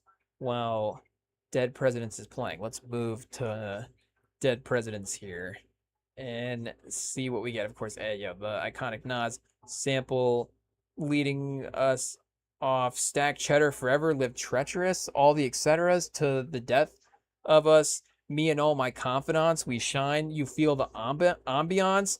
By the ounce, dough accumulates like snow. We don't just shine, we illuminate the whole show. Factions from the other side would love to kill me. Spill 3 quarts of my blood on the street, let alone the heat. Hospital days reflecting when my man laid up on the uptown hot block. He got his side sprayed up. I saw his life slipping. This a minor setback. Yo, still in all we live in. Just dreams about the get back. That made me smile through his eyes. Pray for me. I'll do you one better. And they'll slay faithfully. Murder is a tough thing to digest. It's a slow process, and I ain't got nothing but time. Hey, yo, Chad. Murder is a tough thing to digest. It's a slow process, and I ain't got nothing but time. I had near brushes, not to mention 3 shots close range never touch me. Divine intervention. I can't stop from drinking Mai Tais with Tai down in Nevada. Ha ha, Papa, word life. I dabbled in crazy weight without rap. I'm crazy straight partner. I'm spending money from 88. Hey, yo. I mean, chat, obviously, iconic first verse from Jay-Z on this song. The Soviet, the unified steady flow. You already know you light. I'm heavy, roll heavy dough. Mike matched your flow. Your paper falls slow like confetti. Mine's a steady grow. Pay 558 for blow. Better believe I have 1160 to stow. My dough flip like Taekwon, Jay-Z the icon. Baby, you like Dom? Maybe this crystal's change your life, huh? Roll with the winners. Heavy spinners. Hit like some hit records. Rockefeller. I didn't get it corrected. This is perfected. From chips to chicks. Stripping in Lexus. And Jay-Z obviously, loves Lexus at the course of his career. Even going all the way to, like we're saying, 444. Was I Freudian. Oh, he just says, I guess I Freudian slipped in European whips, but he does say something about Lexuses in that as well too. So I guess I feel like we've looked up that bar before. But hey yo, Jay Z, I don't know, a little product placement threat. Crime family, well connected. Jay Z and you fake thugs is unplugged like MTV. I MT3, take your treasure, my pleasure. Dead presidents, politics as usual. Bow. So hey yo, chat. Deaded him at the end of the track, of course. But then hey yo, obviously feeling it perfectly leads us into another sort of vibey track as well too. So again, even though it's not sort of the same sort of modern back and forth big song chill song type of vibe, but he is still having some of those early artistic sort of album layouts that we would see. Obviously, again, you get it maybe a little bit more dramatically with like a Good Kid, Mad City, where it's like, okay, it's going from like, I guess I don't remember, does it go like Mad Kid to Good City on that track list? But it goes like, you know, uh, maybe Mad City's a little bit later, or no, Mad City's earlier, and then what's later? Money Trees is later, Swimming Pools is later, Backseat Freestyle is earlier. But then it's like, okay, then we're going into the slow tracks.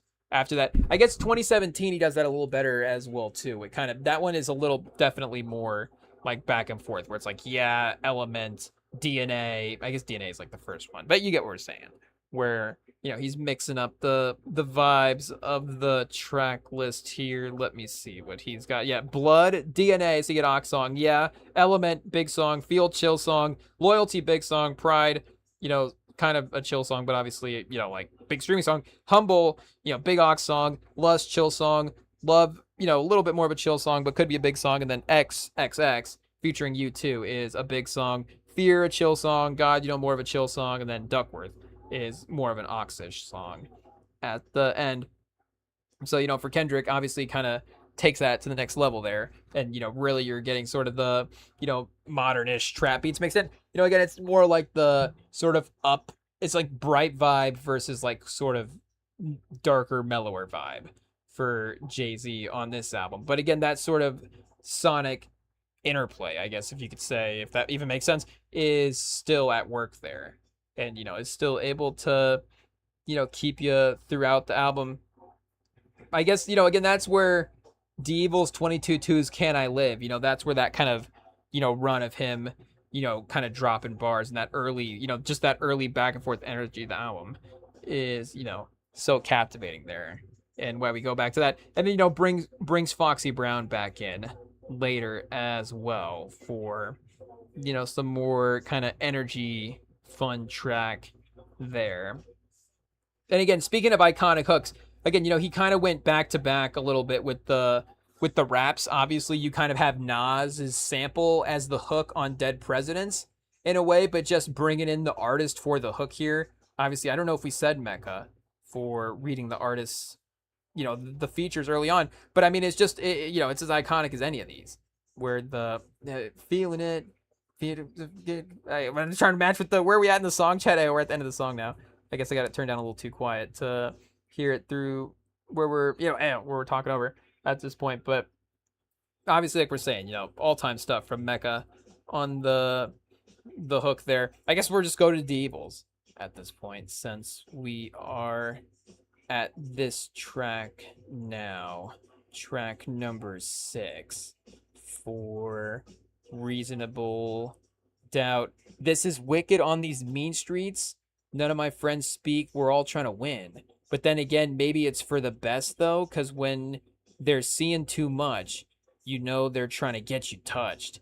And obviously, hey yo, he's talking about the getting eliminated there. Whoever said illegal was way out couldn't understand the mechanics and the workings of the underworld. Granted, 9 to 5 is how you survive. I ain't trying to survive. I'm trying to live it to the limit and love it a lot.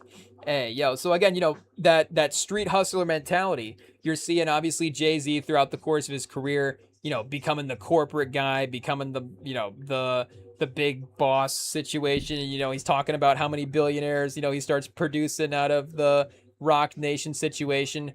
But again, you get the just direct sort of references of being right from a much more humble a much but just a much more simpler place in life, and directly referencing the 9 to 5 and the working life, and things like that. Obviously, when Ye has his moment, starting in the 2000s, that's kind of like his approach, is like he's like, oh, I'm rapping about normal things. I'm like, oh, turning in your W-2 or whatever. He's like, okay, I'm just like a normal guy out here, just rapping about the normal guy thing.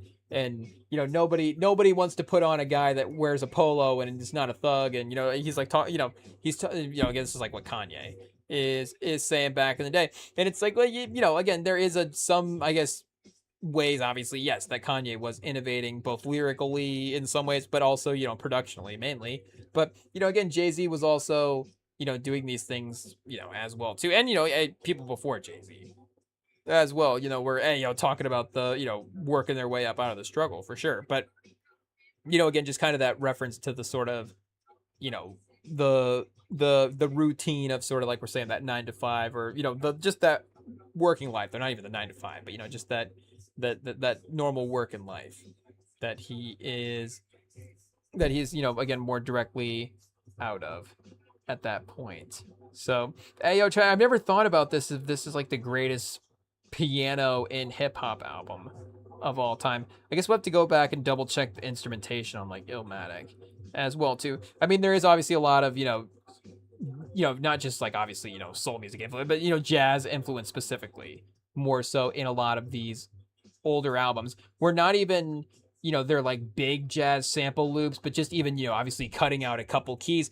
and the way they're interlooping things was differently back then as well too. I mean, Kanye was doing this a little bit, but obviously Kanye was definitely more looping and pitching parts of songs, versus you go back and to look at how they were actually splicing stuff up into the sampler back then, and playing out the melodies in new different ways and stuff. It was totally different how these tracks were obviously created and sampled, but that's why the sound is the way that it is. And sometimes you get to, again, like the 80s, you say, oh, these loops are a little bit simpler, and it's like, yes, the 80s for sure, but then again, the way that they had built off of that 80s technology. So the 2000s, and again, I don't know if Kanye is the turning point for this, but I think in the 2000s, just the digital era in general obviously is changing the way that music is being produced, but also is, yes, AO changing the way that it's being sounded as well too. But just in terms of how, even just the way the way that the loops are constructed is obviously going to lead to different songs.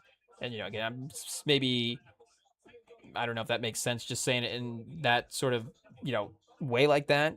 But again, when you're actually, because on the samplers that they're using, again, they get like this pad with like these like 3x3 like keys on it, like these 4 different square, like these 9 different squares, and you can like, or maybe more, or just hey, just imagine, I guess in this one it's 9, and you load your 9 different sound bites into the squares, and then you can play the different squares as like the different your musical keys at that point. So again, you're not necessarily just building out the loop of the song. So that's where and Ye again is like chopping up vocals and stuff, and reworking the vocal melody patterns, and also chopping up the sample differently as well too. And I mean, there's so many great random sample chops throughout. But yeah, again, they're built different in the 90s, Chad, but they really were like, I honestly, I don't even know how you do it. I don't even know how you produce a song in the 90s. I feel like they may have had AI back then. The pyramids are impressive for sure, but hip hop music in the 80s and 90s on those samplers, like, man, Chad, like those guys were cooking back in the day. So again, to really, but I guess the point was also, they could make like some darker, more menacing beats out of some of these jazz songs as well too. And obviously they're just really, going pause, but going into the depths to find some of these tracks as well too, and hunting out these things all day as well.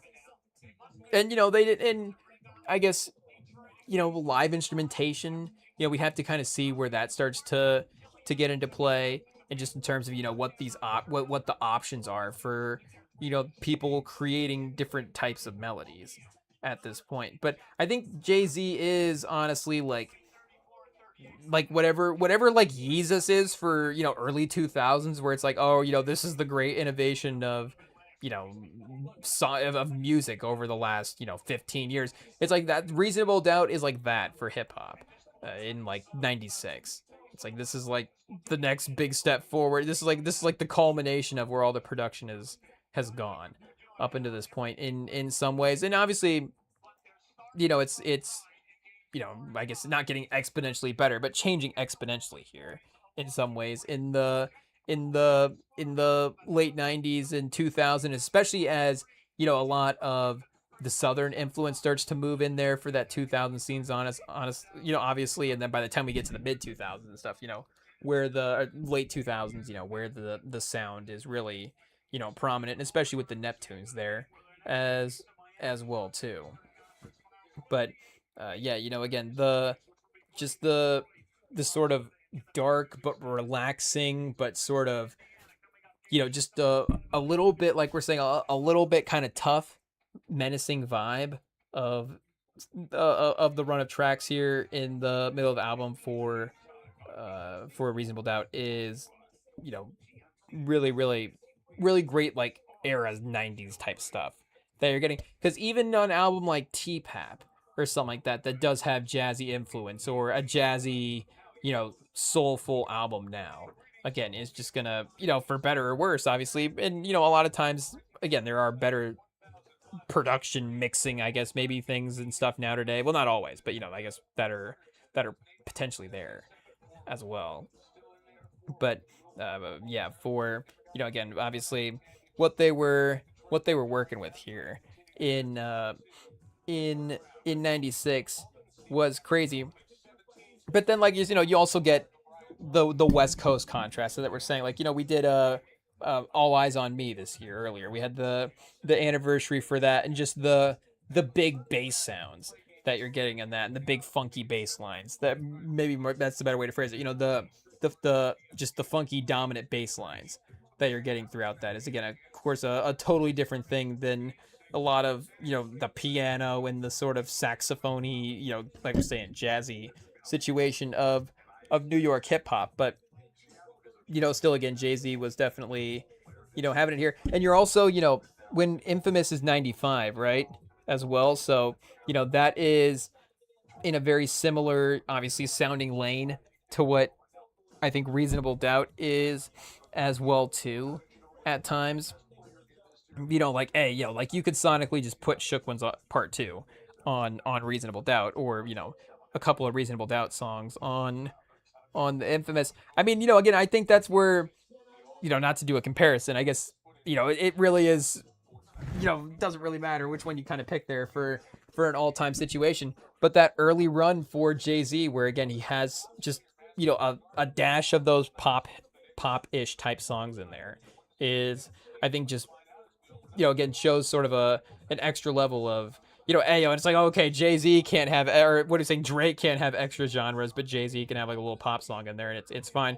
But again, just the way that it's still able to sonically make sense in the project is good. And I do think that again, that maybe that yes, like a lot of Drake's projects, there are cohesion there, so we don't need to rehash that or whatever. But again, like we're saying, there is just a little bit more of of a a mix up throughout this album in the types of songs that you're getting here for this, compared to, again, some of the other more hip hop rap focused, if you say that type album. I mean, again, Infamous is bringing in R&B artists and stuff, different artists and stuff to have hooks and things. You have Crystal Johnson on Temperature Rising and stuff. But again, like we're saying, we're talking about two of the 12 greatest albums of all time, two of the 15 all-time legacy albums here. Or the Infamous did just get that, was it the Rolling Stones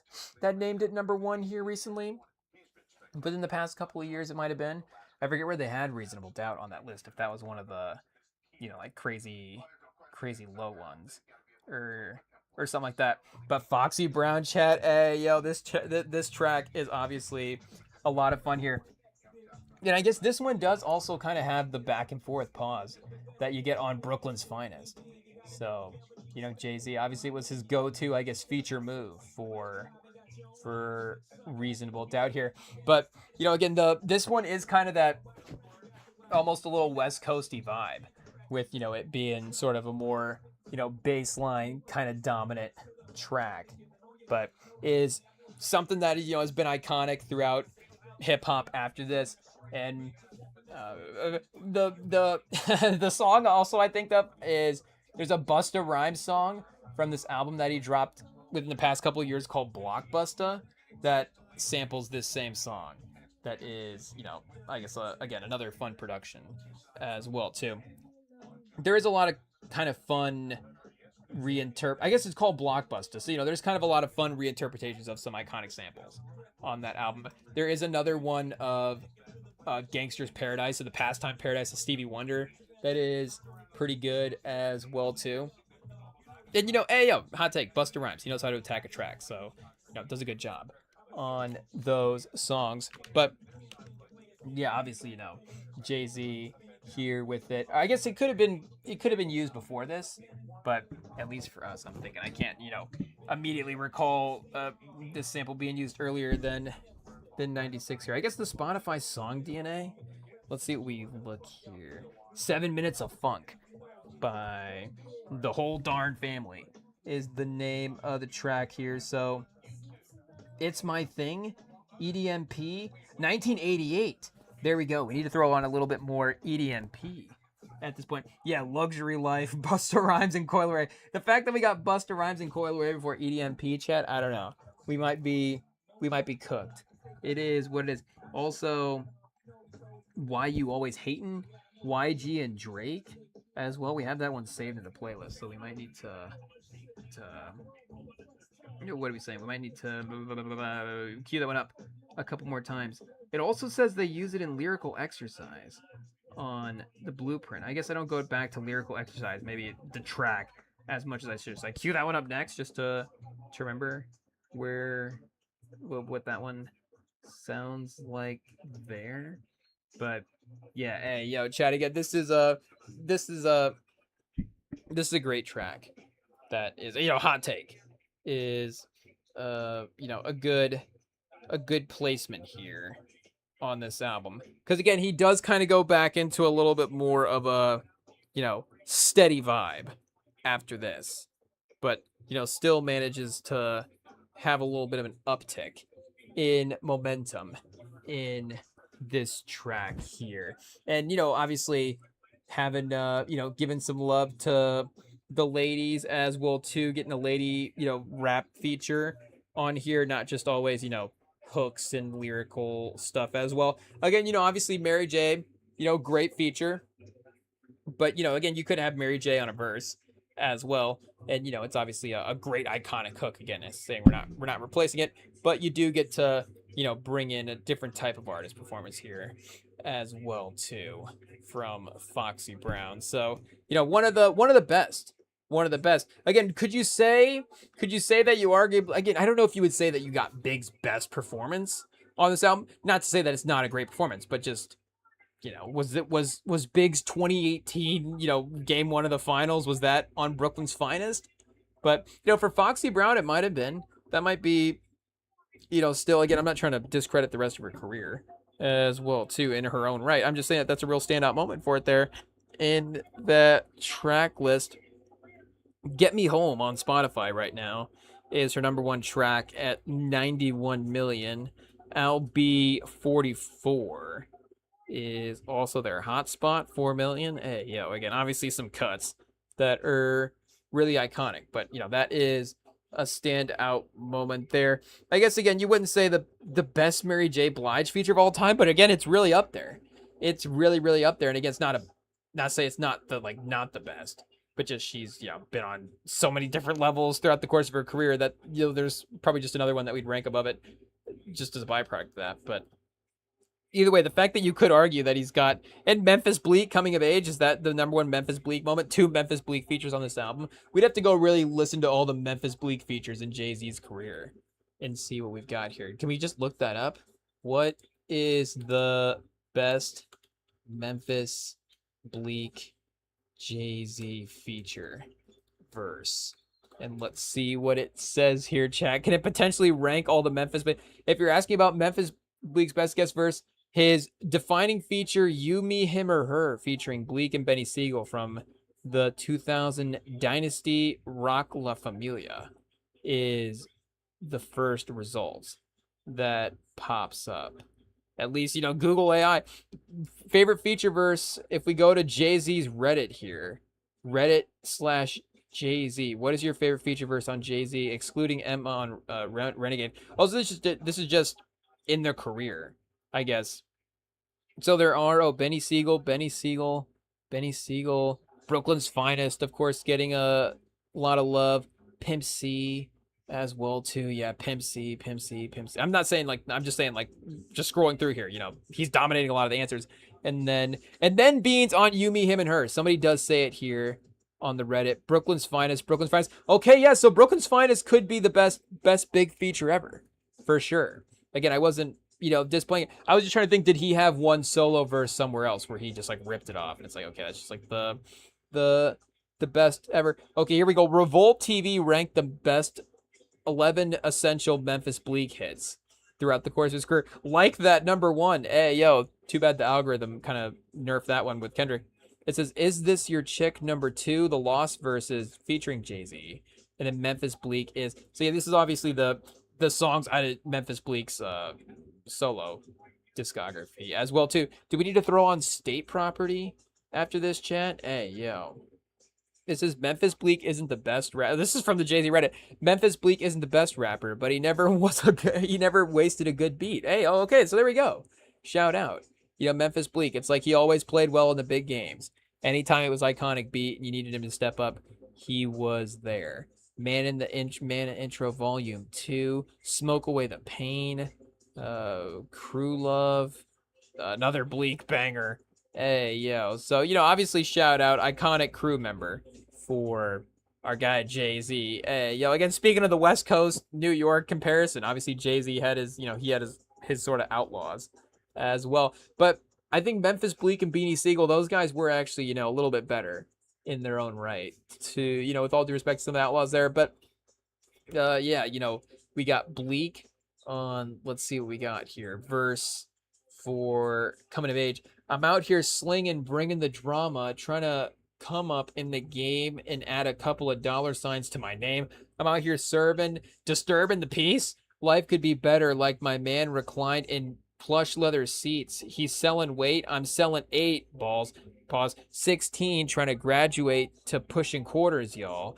I ain't gonna sweat him. I'm let him come to see me. If he give me the nod, they're gonna see. I'm tired of being here around the clock and breaking day and chasing crackheads up the block for my pay. I'm staying fresh, so chickens check. I'm trying to step up to the next level, pushing vets through the jets. The last few letters of projects there, but pushing vets through the jets. Diamonds reflect from the sun directly in your equilibrium, and stunned, I'm waiting for my day to come. I got the urge to splurge. I don't want a life sentence. Just give me the word. So Memphis Bleak, again, iconic performance on Coming of Age for his career. One of the best. What does it say? What did Bleak said about the song? This is on the Genius. It just caught my attention. During ESPN's Highly Questionable. Hey, what a shout. Highly Questionable, R.I.P. Bomani, though, shout out, still around. Great YouTube channel. I've known him. This is Memphis Bleak on the show. It says, I've known him my whole life. DJ Clark. Talk about DJ Clark Kent, I think, here. Or no, maybe Jay-Z. I'm kind of reading ahead. Okay, so anyways, he said on Highly Questionable, I've known him my whole life, so it was just the opportunity in the summertime. He was coming through with DJ Clark Kent, and I saw him and telling him, yo, Jay, I'm a rapper and I want to be down with the crew. And he was like, you rhyme? And he gave me a sheet of paper and he was like, as quick as you remember this, as quick as you be on as quick as you remember this, as quick as you be on. So within the hour, I went back to his apartment and was like, "Hey, I remember the rhyme already." And that night he was in Clark Kent House, and we did the song "Coming of Age." So he just like called out to Jay Z on the street. He was just like, "Hey, Jay Z, put me on a song," and Jay Z was like, "Okay, sure," and he just got on the track. So shout out, Memphis Bleak. Really paying off there. Jay-Z's description. Oh, here we go. Jay-Z's description is slightly different from Bleak's. During the Dakota, he claimed to have scoped Bleak out for the role. Oh, chat. Hey, yo, he knew all along. So LeBron did learn this from Jay-Z. Hey, yo, not only did LeBron learn how to make $1 billion from Jay-Z, apparently, but he did also learn to take credit for up-and-coming talent early on. Jay-Z's like, I saw Memphis Bleak, way before Memphis. Memphis Bleak didn't even know I was on street corners watching him rap. But I was hiding around the building, watching him from a distance. He's like, I just didn't want him to get distracted by knowing it was me in '96. But it says, I collared him and said, look, I'm making an album. You can be on it. And so Jay-Z threw him up against a wall with his boys and said, you were going to be on this album. It says, but you have to learn this song in 24 hours. What is this, like a Mission Impossible episode, chat? Jay-Z's like, your mission is to learn this song. As the beat will self-destruct in 24 hours. You don't learn it, and you're not on it. He took the paper I handed him and looked it over. I'd written the verse down for him at some chicken scratch. He came to my apartment the next day and spit the whole thing like he'd be doing it his whole life. Oh, so Jay-Z is... Wait, so Bleak is saying that he gave him the verse as well, too, right? So he said, you rhyme. He gave me a sheet of paper and was like, as quick as you remember this, as quick as you be on. So yeah, within the next hour, I went back to his apartment and was like, hey, I remember the rhyme. So yeah, Bleak is claiming that he did perform the rhyme that Jay-Z did for him, essentially. But Bleak is basically saying that he approached Jay-Z, and Jay-Z is saying that he approached Bleak. So, hey, yo, chat. Just another reason as to show you why... we really can't believe anything in history, because literally a simple story like how Bleak got on Jay-Z's coming of age song is just like literally the exact opposite. One is like Bleak's like, he's like, I randomly saw him getting a chopped cheese one day, and he's like, oh, hey, can I get on the song? And then Jay-Z's like, we had Bleak #1 on our board all season. We were really proud to tank and get Bleak as the #1 pick for our song. And Bleak's like, I don't even, I just saw Jay-Z one day. It's like, hey, what's going on? But, again, iconic stuff from either of them. Chad, we just missed Cashmere Thoughts. It is what it is. Bring It On, Big Jazz, Sauce Money. Hey, yo. I guess, this is where we're at. We gotta get caught up here at this point and lock back in. So we got, of course, like we said, Jazzo and Sauce Money as well, who is, of course, super influential in getting Jay-Z started in his career. I don't know if he was like the first person ever that Jay-Z rapped with or whatever, but like kind of just again that early legend guy in the area that was able to put Jay-Z on and bring him around and inspire him. I think Jay-Z did kind of take his name from Jazz as well too, Jazzo, and he was like, oh, I guess I'll just be Jay-Z. And then hey, he's like, that's homage. He's like, is it? I don't know, but again, Jazzo's proud of him. At the end of the day, rapper Jazzo talked to the concept to Bring It On. We're really feeling ourselves, and Bring It On was kind of an anthem. The song, like, this is us, basically. You can't mess with us. And then Dame Dash said, hey, yo, cue this quote up. Let's see what we get into here. Nas and AZ was supposed to be on Bring It On, and they kept not showing up. And that's when we wanted to put out The Firm. They didn't show up. We was meeting and they were saying, yeah, but they wasn't showing up. Dame Dash apparently still upset about it. We would be waiting and we would be getting offended. So we brought Sauce Money and Big Jazz on the song. So, I think Nas, I don't know if this is the story that I'm thinking of, but I think there might be a couple. Maybe Nas missed some studio time stories. So it's not, again, maybe he's just setting an early precedent here in 96. Maybe what I'm hearing, maybe what I'm remembering is this being one of the early instigators of the beef, because he's like, hey, yeah, why are you not showing up to my songs? Again, maybe there was more than that as well too. But it's like, what do they say? Like, NBA players only fight over like cards and girls or something like that. So, again, I don't know if that applies for, the rest of the population as well too. But for, Nas and Jay-Z, I guess for Kendrick and Drake, was it kind of that type of situation a little over money in some ways, and then, I don't know, kind of the relationships with the women in their life, whether it's obviously, in the sort of, under the sort of umbrella of the, the couple relationship that Kendrick and his lady are in, or sort of, again, the sort of, lifestyle that Drake lives as well too. But either way, for what are we saying? Maybe there, and I guess, there was kind of some stuff eventually, right? With Jay-Z and what was it, Jay-Z and Nas's mom? Or something like that. Is that real, Chad, or is that just one of those? Because there is, I guess, I don't even want to bring this story up, but there is another story about an NBA player with a teammate's mom, and it's like, did that act? There's no way that actually happened. I guess not that it's like, shout out to, whatever whatever two adults, two consensual adults are doing. It's like, consent is, consents, but for, it still doesn't mean that the mismatch can still be a little shocking to the public that hears it sometimes. But again, for what are we saying? That was one of those where I'm like, wait a second, I don't even want to Google this, Chad. Hey, yo, I don't even want to Google this. I think Jay-Z's mom. What do I even look up here? I think Jay-Z's mom told Jay-Z to apologize about maybe that's what I'm thinking of. Maybe I'm combining the two stories in my mind, the NBA player story and then the Jay-Z story. I'm not sure. But for a quick Google search here, it says two very different famous people.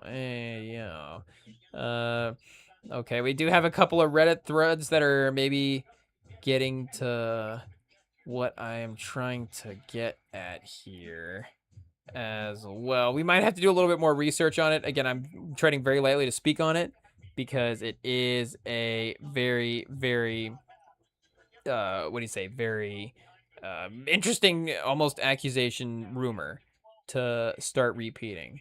But, either way, again, there is a couple of them out there for other people, I guess is what we're trying to say. But either way, Nas not on the song is the moral of the story here. Regrets, Chad? Hey, yo, maybe the perfect song to queue up next here for randomly confusing stories.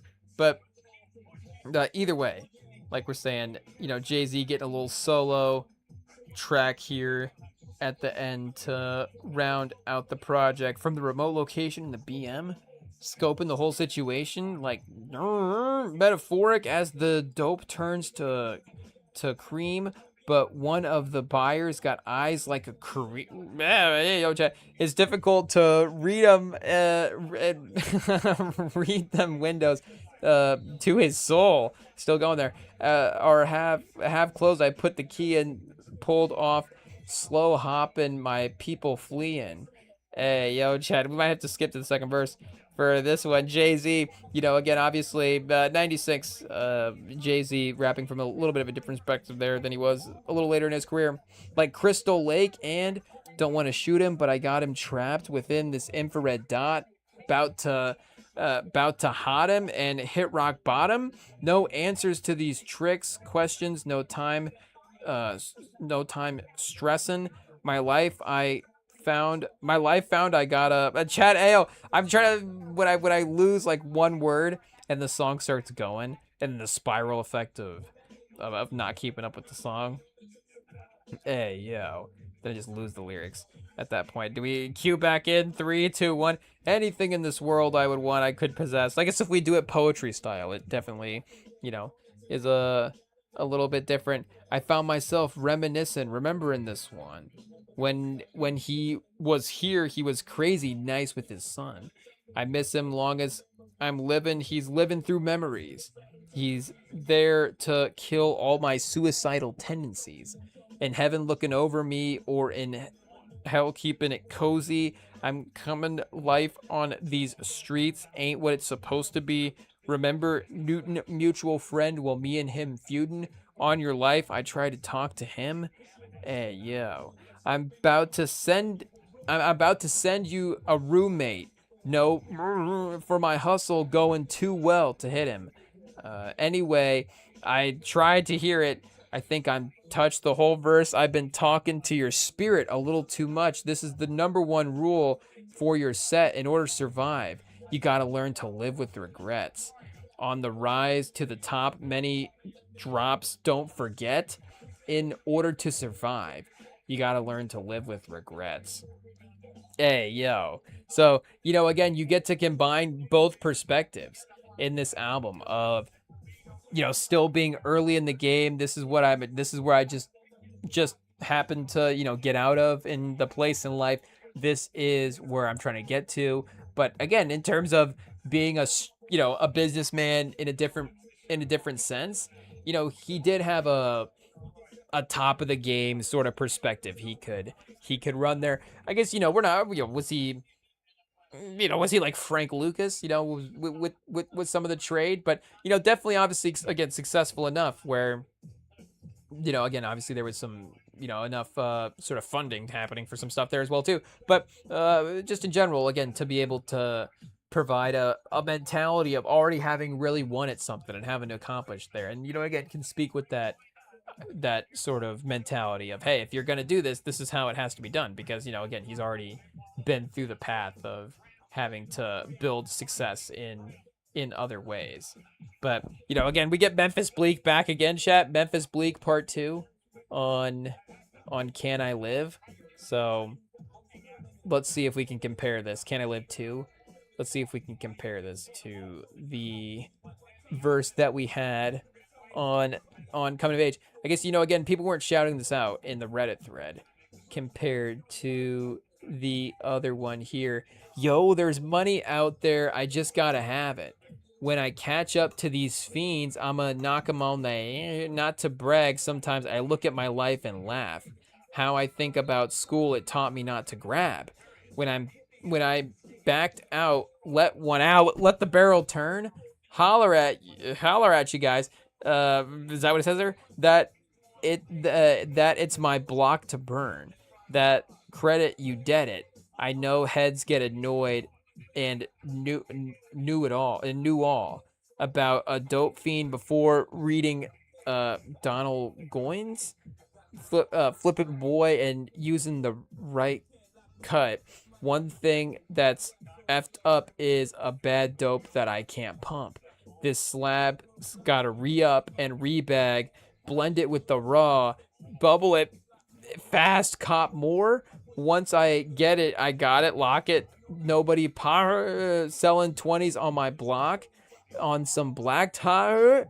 So I guess, some more description in this than maybe his other verse. But yeah, I do think that his verse on Coming of Age is a little bit better. Oh, is this his verse here, chat? Hey, yeah. Oh, how I think about school would have blacked out. Let alone let the barrel turn. Oh, there's a word we can't say. The credit you did it. So maybe getting a little getting a little loose with some of the words at the end of the album. We're not talking for us. We're talking about there's some other things that maybe, again, you go, okay, 96 probably hasn't aged the best there. We're not bringing that into the 2026 era version, but again, obviously, and not to it's like this, you're artistically, can you say whatever you want or whatever like that on a rap song. I guess there are some cases and artistic expressions that have to be made. Obviously, a case by case basis. Probably examine those, whichever ones you're thinking of. But in this case, there might be a word or two that it's like, yeah, maybe we just change that one there for 2026. But hey, yo, Chad, again, reasonable doubt 30 years later is about as iconic an album as you can get here, about as foundational a hip hop album as again, what you would say, quality wise, it's still one of the 20 best albums of all time. It's got to be one of the seven best, seven most foundational albums of all time. If you're going like, I guess, again, we might get like the first, like, what's like the Sugar Hill Gang is like the first album, that first rap record that everybody talks about. Let me see here. Sugar Hill Gang. We'll just put it in there so the old heads pause. Hey, so the old heads, know we're locked in and trying to pay attention here. I guess, yeah, the Sugar Hill Gang is a self-titled album, of course. From, I guess I'm saying of course, but that's their debut self-titled album. So, yeah, I guess we go with the Sugar Hill Gang, Illmatic, All Eyes on Me, Reasonable Doubt. And I guess, the argument between Reasonable Doubt and Ready to Die is the most influential. Again, obviously, rest in peace, Big. Maybe we're just a little more inclined to lean Ready to Die that way, but it's difficult to say that Reasonable Doubt is not right there. And especially if we go for most impactful debuts of all time as well too. Like, I guess Doggy Style, we have to put Doggy Style in there. Maybe Doggy Style is the one West Coast. We said All Eyes on Me, foundationally. Even though All Eyes on Me and Reasonable Doubt are the same year, so I guess, how many years are what's the foundationally pieces go up to? I think, when is so is 96, are we saying 96 is the start of the modern era then for hip hop music then, I guess? Again, it's sort of obviously just however you define modern at that time. But, whatever we're about to hit in toward, or is it like 50 Cent in 03? Like once 50 Cent drops in and sort of that new Dr. Dre wave. And again, you do have Kanye at that time. Like maybe that's when we hit modern music as well. But I think that's just an evolution of modern music versus, again, when Jay-Z hits the game, maybe Jay-Z does actually, and you could say Pac and Big as well too, also, or, I guess we said Bird and Magic earlier. Of course, those would be like the actual Bird and Magic of, the hip hop game there as well. But I guess, what do we say for the influential albums, the bedrock albums of hip hop? Did we say Paid in Full? The Sugar Hill Gang, Paid in Full, Doggy Style. Chat, we're at 3 of the 8 already. Hey, we're running out of spots. And then we probably have to put Illmatic out in there, or people are going to get mad at us. Hey, again, this is not like, I don't know if Good Kid, Mad City can be in this list yet. Again, it's not the all-time great list. This is the bedrock, foundational. Every album is built on this album. Like, this is like how every action movie is just built off of Heat these days. And it's like, okay, again, everything could be great, but it's still just, at the end of the day, Heat is like the checkpoint movie. Like, when are we going to get the new checkpoint movie is essentially the case. Like, you could even say, The Dark Knight, of course, is a checkpoint movie in some ways, but it's also, again, an extension of Heat. So you could just be like, well, I guess, Heat's still just the checkpoint movie at that point. But this is definitely right there with being like, and I guess, again, like Good Kid, Mad City is obviously a checkpoint album as well, too. But, yeah, again, just for right now, obviously, like we're saying, just for the 80s, 90s bedrock albums, it would be, those three that we mentioned there. Again, like Lauryn Hill's like 99, so maybe a little later in terms of like, it might be a modern. I guess that the problem is that is like a bedrock album though, so you would have to legitimately put the Lauryn Hill album in there as well. Again, speaking of Ye and Drake and just the artists that she impacted, like you can't deny that as well. So those four, and then maybe you put Ready to Die and Reasonable Doubt both in there, and have, 3-4 New York albums, I guess is essentially the case. We're leaving out original Ice Cube. Oh, we left Straight Outta Compton out. Oh, you have to put Straight Outta Compton in there. So you have to pause. You have to go, what do we say? Sugar Hill Gang, Paid in Full, Straight Outta Compton, Lauryn Hill, really jumping to the, the 2000s there, almost. And then Doggy Style, those 5. So 3 more after that. Yeah, and then we said Illmatic. So those 6. Hey, chat. Hey, 2 more. 2 more. Kind of 95 or sooner. If, would it... yeah, I don't know if Outkast... it definitely does. But then it brings in Southern hip-hop as well too. So do you have to say ATLians or Southern Cadillac playlist music just because of the years for 94 there? Obviously, do you just say all three of those 94 albums just drop as like the bedrock albums? You definitely could. And, I don't know, again, do we say like My Life, Mary J. Blige as well? Like R&B album more so. But, again, is it just from a world building standpoint, in the conversation as well? But Reasonable Doubt could be right there for that 6 or 7 spot as well. If we go to some of the legacy charts here on the page, I guess sometimes they have the charts. Let's see what we have got going on. I guess they don't have the rankings, chat. Hey, yeah. Oh, wait a second. Here they do. Here they do. Pitchfork 9.4 in 2017. Hot take, chat. Really going out of their way there to give it a good review. Here we go. This is Tanya Pendleton, July 26, 1996, from Soundcheck Rap. Jay-Z, Reasonable Doubt. On his debut disc, Jay-Z hits you with rap trends, Mary J. Blige riffs, Foxy Brown rhymes, Isley Brothers loops, and more fashion info than Cindy Crawford. But with his sassy way, the lyric transcends the material on Reasonable Doubt.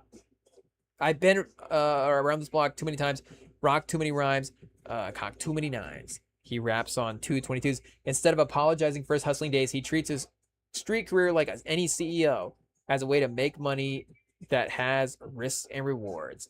On The Evils, he admits greed has corrupted him, and on Regrets, he allows that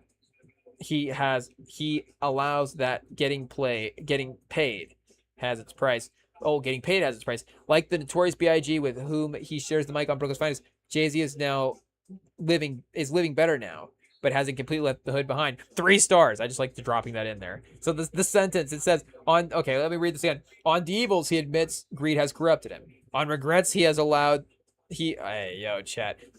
3. On The Evils, he admits greed has corrupted him. On Regrets, he allows that getting paid has its price. Like the Notorious B.I.G. with whom he shares the mic on Brooklyn's Finest, Jay-Z is living better now, but hasn't completely left the hood. 3 stars. Hey, yo, shout out to Tanya Pendleton there. I guess, hey, yo, we also have a review from a Marilyn Manson album here as well, too. It says, does the world need another Marilyn Manson? We didn't need the first one. But here's similarly structured New York shock psychodia anyways.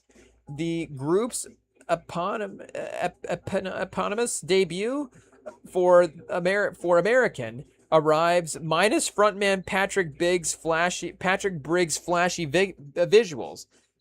At Lollapalooza, Psychosia's eye-catching opening shot has earned buzz band status. Oh, you might be hard pressed to understand the interest. It says Fleshbone, 180, and Barcelona are built on collisions of industrial instrumentation and razor sharp hooks, delirious manic energy. Those tracks are good. Hey, yo. So 1 star. Oh no. It says otherwise random mix of guitars, heavily distorted vocals, and keyboard syncs. Too many cuts in a cartoonish muck. 1 star. Oh, Chad, Howard Cohen did not like Psychosia by Marilyn Manson. Oh, these are a bunch of album reviews. Just all the 96 album reviews from back in the day. Hey, yo. Look at this site here. What is this, like the newspaper, Chad? Other one, what we got? Source? Oh, these are all different. Oh, these are just different. The Source is the author. I thought it was like the Source magazine. I thought it was saying, okay, Source, Howard Cohen, Sponge Wax Aesthetic. So it says, like Bush, Spuns is taking a beating from critics who liken the group to a musical pawn shop, dealing solely in secondhand angst and used emotions. Oh, man, scathing right off the bat. There's some truth in the charge. Oh, as Wax Ecstatic Columbia, the Michigan's band follow-up to its breakthrough album Rotting Pinata, doesn't break any new ground, chat. Hey, yo, so they didn't break any new ground from Rotting Pinata, apparently. It says, and its dark, angular, moody guitar rocks lacks emotional renaissance of say Afghan wigs. Still, I don't know what that means. Uh, it says still also like Bush, the quintet can rock with hooky intensity when it wants to, especially on rollicking up-tempo songs such as Silence in Their Drug, the sax-infested My Baby Said, and the title track. When things slow down in the Drags Queens of Memphis, Valentine, or Have You Seen Mary, Sponge is less striking. It says any depending and depending on consumer point of view, the 11 song hidden track 42-minute album either a welcome display of restraint in this era of hodgepodge 15-minute hour-long CDs or just plain stingless. Hey, yo, 2 stars for this new Sponge album. Harry Connick Jr., Star Turtle. Call it a coincidence or cross-marketing, but Harry Connick Jr. has just released an album with a space theme. The premise, Connick, who also appears in Independence Day, serves as New Orleans tour guide to an alien visiting Earth. Musically, Star Turtle is, Columbia's the record company they're dropping in there, is the second New Orleans funk album by Connick, once a performer with a jazz pianist and heir to Sinatra big band singer ambitions. It feels earthier and looser than 1994 She. Pause. Hey, yo. Reason to Believe, the song, gallops by with a flair and a wink, while the lyrics in Just Like Me sound just as dumb as they read. Oh man, the song is a small pleasure. Talking about New Orleans is to talk about groove. However, Connick's solid band offers plenty of that in How Do Y'all Know Little Farley and Booze Hound. Oh, Booze Hound's a great name for a song, chat. Hey, yo. I don't know if we're still allowed to call people like Hound, but why not? Hey, yo, ya Hound, chat. I mean, there's definitely like a classic spin of that term that you can, use for somebody. We all know, we all have one friend that's, a poon hound, but I think we might need to start throwing that on other terms, like hey yo chat, like I guess I don't know, booze hound and poon hound are pretty good. I think maybe it has to be an ooh chat. It has to be like an ooze hound, like again, like oh, yeah, yikes, that's a yikes right there. But we'll have to work on more ways that we can work hound into some titles. Hey, yo, cause it's pretty good. Obviously, the Hound. Speaking of Game of Thrones, bringing that back up, I'm pretty sure the Hound is in Game of Thrones, right? Yeah. Oh, is he that one guy that's hanging out with? Yeah, he's hanging out with Arya Stark early on. He's got kind of the asymmetrical eyelid situation there on the one side. I forget how he dies. Hey, yo, but I'm assuming he does. It is what it is. I feel like there's like 6 people that survived the show. So do we just spoil it here? Oh, disfigured by severe disfiguring burn scars on the left side of his face, inflicted by his brother during childhood. Key story, I don't even know if I've gotten to this part of the story. Left for dead by Arya. Oh, Chad, he's nursed back to health and eventually finds a sense of purpose alongside the Brotherhood without banners. What a great story by our guy, Sandor Cloneggy, the Hound. I guess that's, just call him the Hound. It is what it is. Chad, he's like I was gonna say a sword hound, but that might be a pause. Hey, yo. But yeah, an adventure hound. I don't know. Maybe again, it's definitely a tightrope to walk.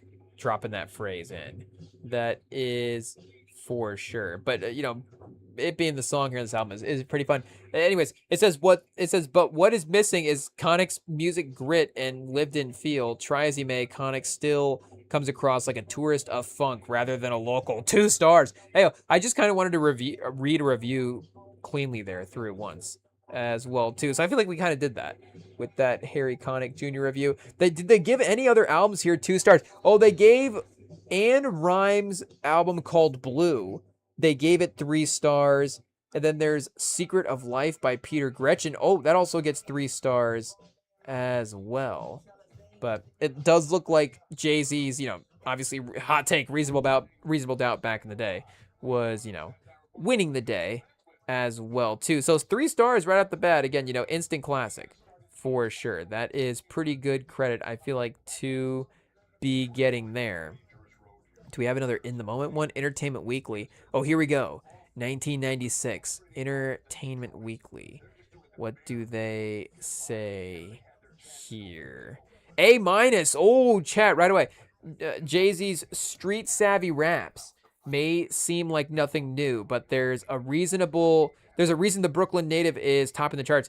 It's not what he says on Reasonable Doubt, but how he says it, with an irresistible confidence, a voice that exudes tough guy authenticity, and unadored subtlety militant beats. Cameos by Notorious Big and Mary J. Blige didn't hurt either. Oh, B minus? Who? Why it says B minus here, but then it says A minus on like this overall grade situation. I don't know what's going on there, but yeah, again, B minus is probably just a little bit too weak in the day for that. Oh, here's something from 2009 by Steve Huey. So, again, not new, but at least had been spending some time with it at this point. Before Jay-Z fashioned himself into hip-hop's one of the most notorious capitalists. Also, just kind of give us a little backstory there on the album. It is what it is. Part of the persona that Jay-Z would rise to stardom. Parts of the persona that Jay-Z would rise to stardom are already in place. He's cocky, burgeoning on arrogant, but playful and witty, and exudes an effortless and unaffected cool throughout. Even if he's rapping about rising to the top instead of being there, his material obsessions are already apparent. Jay-Z the hustler isn't too different from Jay-Z the rapper. Hustling is about living the high life and getting everything you can, not violence or tortured glamour for cheap thrills. Hey, yo, chat. Hey, yo. Again, obviously the revisionist history, like we're saying, is all going to be, a hot take. Nobody's going to be like, it's a 4-star album. But, obviously still a classic because it is obviously a 5-star album as well. But just for, I guess the hot take of it all, nobody has gone that way. I guess, that's not a true hot take, right? It's just trying to say something that's false. Like, I guess the essence of a hot take is it's true and nobody's saying it. And, hey, the idea is, here we go. It's actually, breaching the subject matter there and, saying what needs to be said. But in retrospect here, what's it saying on Wikipedia? Reasonable Doubt has been considered by many fans Jay-Z's best record. According to Birchmeier, it differed from his subsequent album by lacking pop's crossover songs and hits. But see, I think he just nailed what they were as well. Even though, again, the club banger, like it's saying, he wasn't going for that, which is, I think, maybe that is honestly just, maybe he just doesn't quite have the ear for the club banger in a way. Like, again, maybe that's why he needed Jay to handle the production for, Watch the Thrones in that type of way. But his ear for the soulful stuff, and again, even just the, pop crossover, like, is good. But yeah, like an actual, like, big banger aux song, like the closest he does kind of get to that almost is, well, I guess like I said, PSA is loaded with it. So the closest he gets to that is the Black Album. But outside of the Black Album, again, like the Blueprint is definitely got some songs that you could play that would bring energy to a crowd, make no mistake. But they're not like traditional bigs, party type songs in some way. But, again, I feel like songs like Feeling It and Politics as Usual are pop-ish in their nature, but are just excellent, all-time great songs. But what's to say? Yeah, Explain Reasonable Doubt might not have the radio hits or the club bangers of many of his other albums, but maybe Jay at his most lyrical and certainly his most honest, according to him. Huey said, period. According to him, period. Huey said the lyrical appeal lied within Jay-Z's effortlessness, unaffected cool flow, and knack for writing some of the most aerobatic rhymes ever heard in quite some time. But again, he never wrote as well, which is just part of the legend. But according to Huey, this helped Reasonable Doubt rank among one of the finest albums of New York's hip-hop resistance of the 1990s. Birchmeier, on the other hand, I don't even know who Birchmeier is, but we're just taking his word for it. Birchmeier, on the other hand, believed the superior quality of producers was more responsible for the album's reputation as a classic, more so than Jay-Z. In a retrospect review, MSN Music Robert Christgau said the album was designed for the hip-hop cognoscenti and street aesthetics who will still swear he never topped it. Hey, yo, count me in one of those, I guess. Pause. Finding it richer than an outsider could have known, and benefiting from everything we've learned about the minor crack baron who put his money where his mouth was. You can hear him marshaling a discipline known to few other rappers and many crack barons, and an aestheticism undercuts the intricate delights of his rhyme. So, reached number 23 on the Billboard charts. It's not about commercial success, but obviously it did get there over time, and obviously set him up so much, for what he was able to do in the future. Since its initial reception, Reasonable Doubt has received further acclaim from music critics. Birchmeyer once again said it was viewed like Nas-Illmatic, like we're saying. In Driving Lexuses is mentioned here as well too. I'm trying to find the beginning of this sentence. Reasonable Doubt helped transfigure gangster rap into mafioso rap, popularizing the subgenre and the imagery of high-class, expensive lifestyles and tastes in hip-hop, including drinking Cristal, Lexus automobiles, and living out plots such as Scarface and Carlito's Way. In the opinion of Miles Marshall Lewis, Reasonable Doubt was seminal work that shocked the world, a personal touchstone for fans than Jay-Z's own age who were getting their own hustles on. Hip hop's young, gifted, and black. Jay-Z said that recreating Reasonable Doubt would be challenging, and as he was living a different lifestyle and completely in different state of mind when he wrote the album. So again, like we're saying, it's just is that unique intersection of life that he just is, never able to go back to. But, is providing all kinds of great perspective throughout the rest of his career. But, just such a unique place to be at. If we were comparing it to Kendrick or even somebody like Tupac or something, again, there is like I guess, or like say the more politically active rapper in their music, like Kendrick's themes of sort of storytelling in surviving and generational cycles and things that he's talking about in like Good Kid, Mad City and T-Pac. Again, he's talking about all those things throughout his entire album run, essentially basically through Mr. Morale, when he finally resets and looks back in a different way and is like, okay, I have to, therapy and think out a couple other different things here.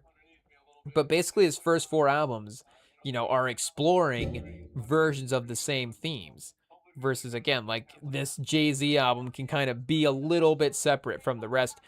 There is a continuing nature there, like we're saying, with the Blueprint in some ways. But, again, the mindset of this album, it's just totally different from what he's doing in the Blueprint. It says The Reasonable Doubt was named one of the greatest hip hop albums of all time by The Source in 1998. Vibe, who ranked it 7th on their 2002 list. MTV.com ranked it 6th in their 2005 list. And About.com, Henry Doso ranked it as 14th greatest rap album of all time. The second best rap record of 1996, probably behind Illmatic, and the 5th most essential hip hop album ever. Yeah, I can definitely get behind the 5th most essential take there as well. Pause. Blender included Reasonable Doubt in the magazine's list of 500 CDs you must own before you die, probably because Reasonable Doubt's like a couple of those copies just in case you break or lose one. The same year, Rolling Stone ranked it number 248 on their 500 greatest albums of all time. Hey, yo, chat. Now I have to go back and look and see what are 247 albums better than 247 albums are better than Reasonable Doubt. Hey, yo. I guess we said if it's like top 15 for the genre, are there more than 20 genres out there? I thought there was 4. There was like hip hop, pop, country, jazz, R&B. It's like it. Emo. I don't know. But what are you saying for number 250 on the 2012 television, I guess, version or something.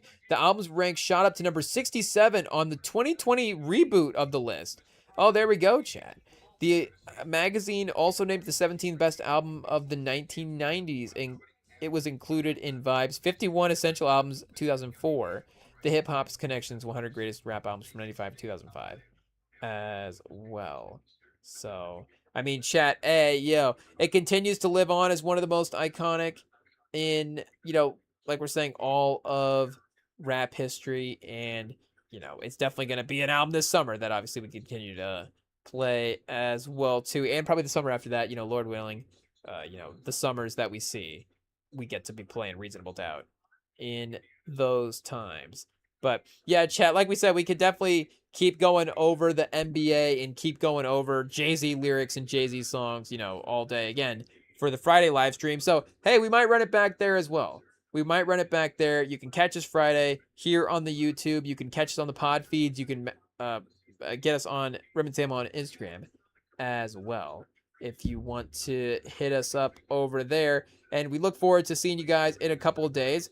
Of course, thank you guys for hanging out with us tonight. Shout out again to Jay-Z and this incredible project, those involved as well too. The name hopefully speaks for the team in this setting. Chat, hey, we're listening to Nas now we're listening to the Ether album during the Reasonable Doubt rerun. Hey, yeah, that's disrespectful. But or no, wait, that's not the Ether album, right? The Ether album is it Hip Hop Is Dead, or what's that album called? Let me see here. Now I have to go to Nas's page. Chat. Oh yeah, Stillmatic. I doubted myself. I was gonna guess Stillmatic, but yep, that is the one. So yep. Either way, we will be back Friday. We will see you then. Peace.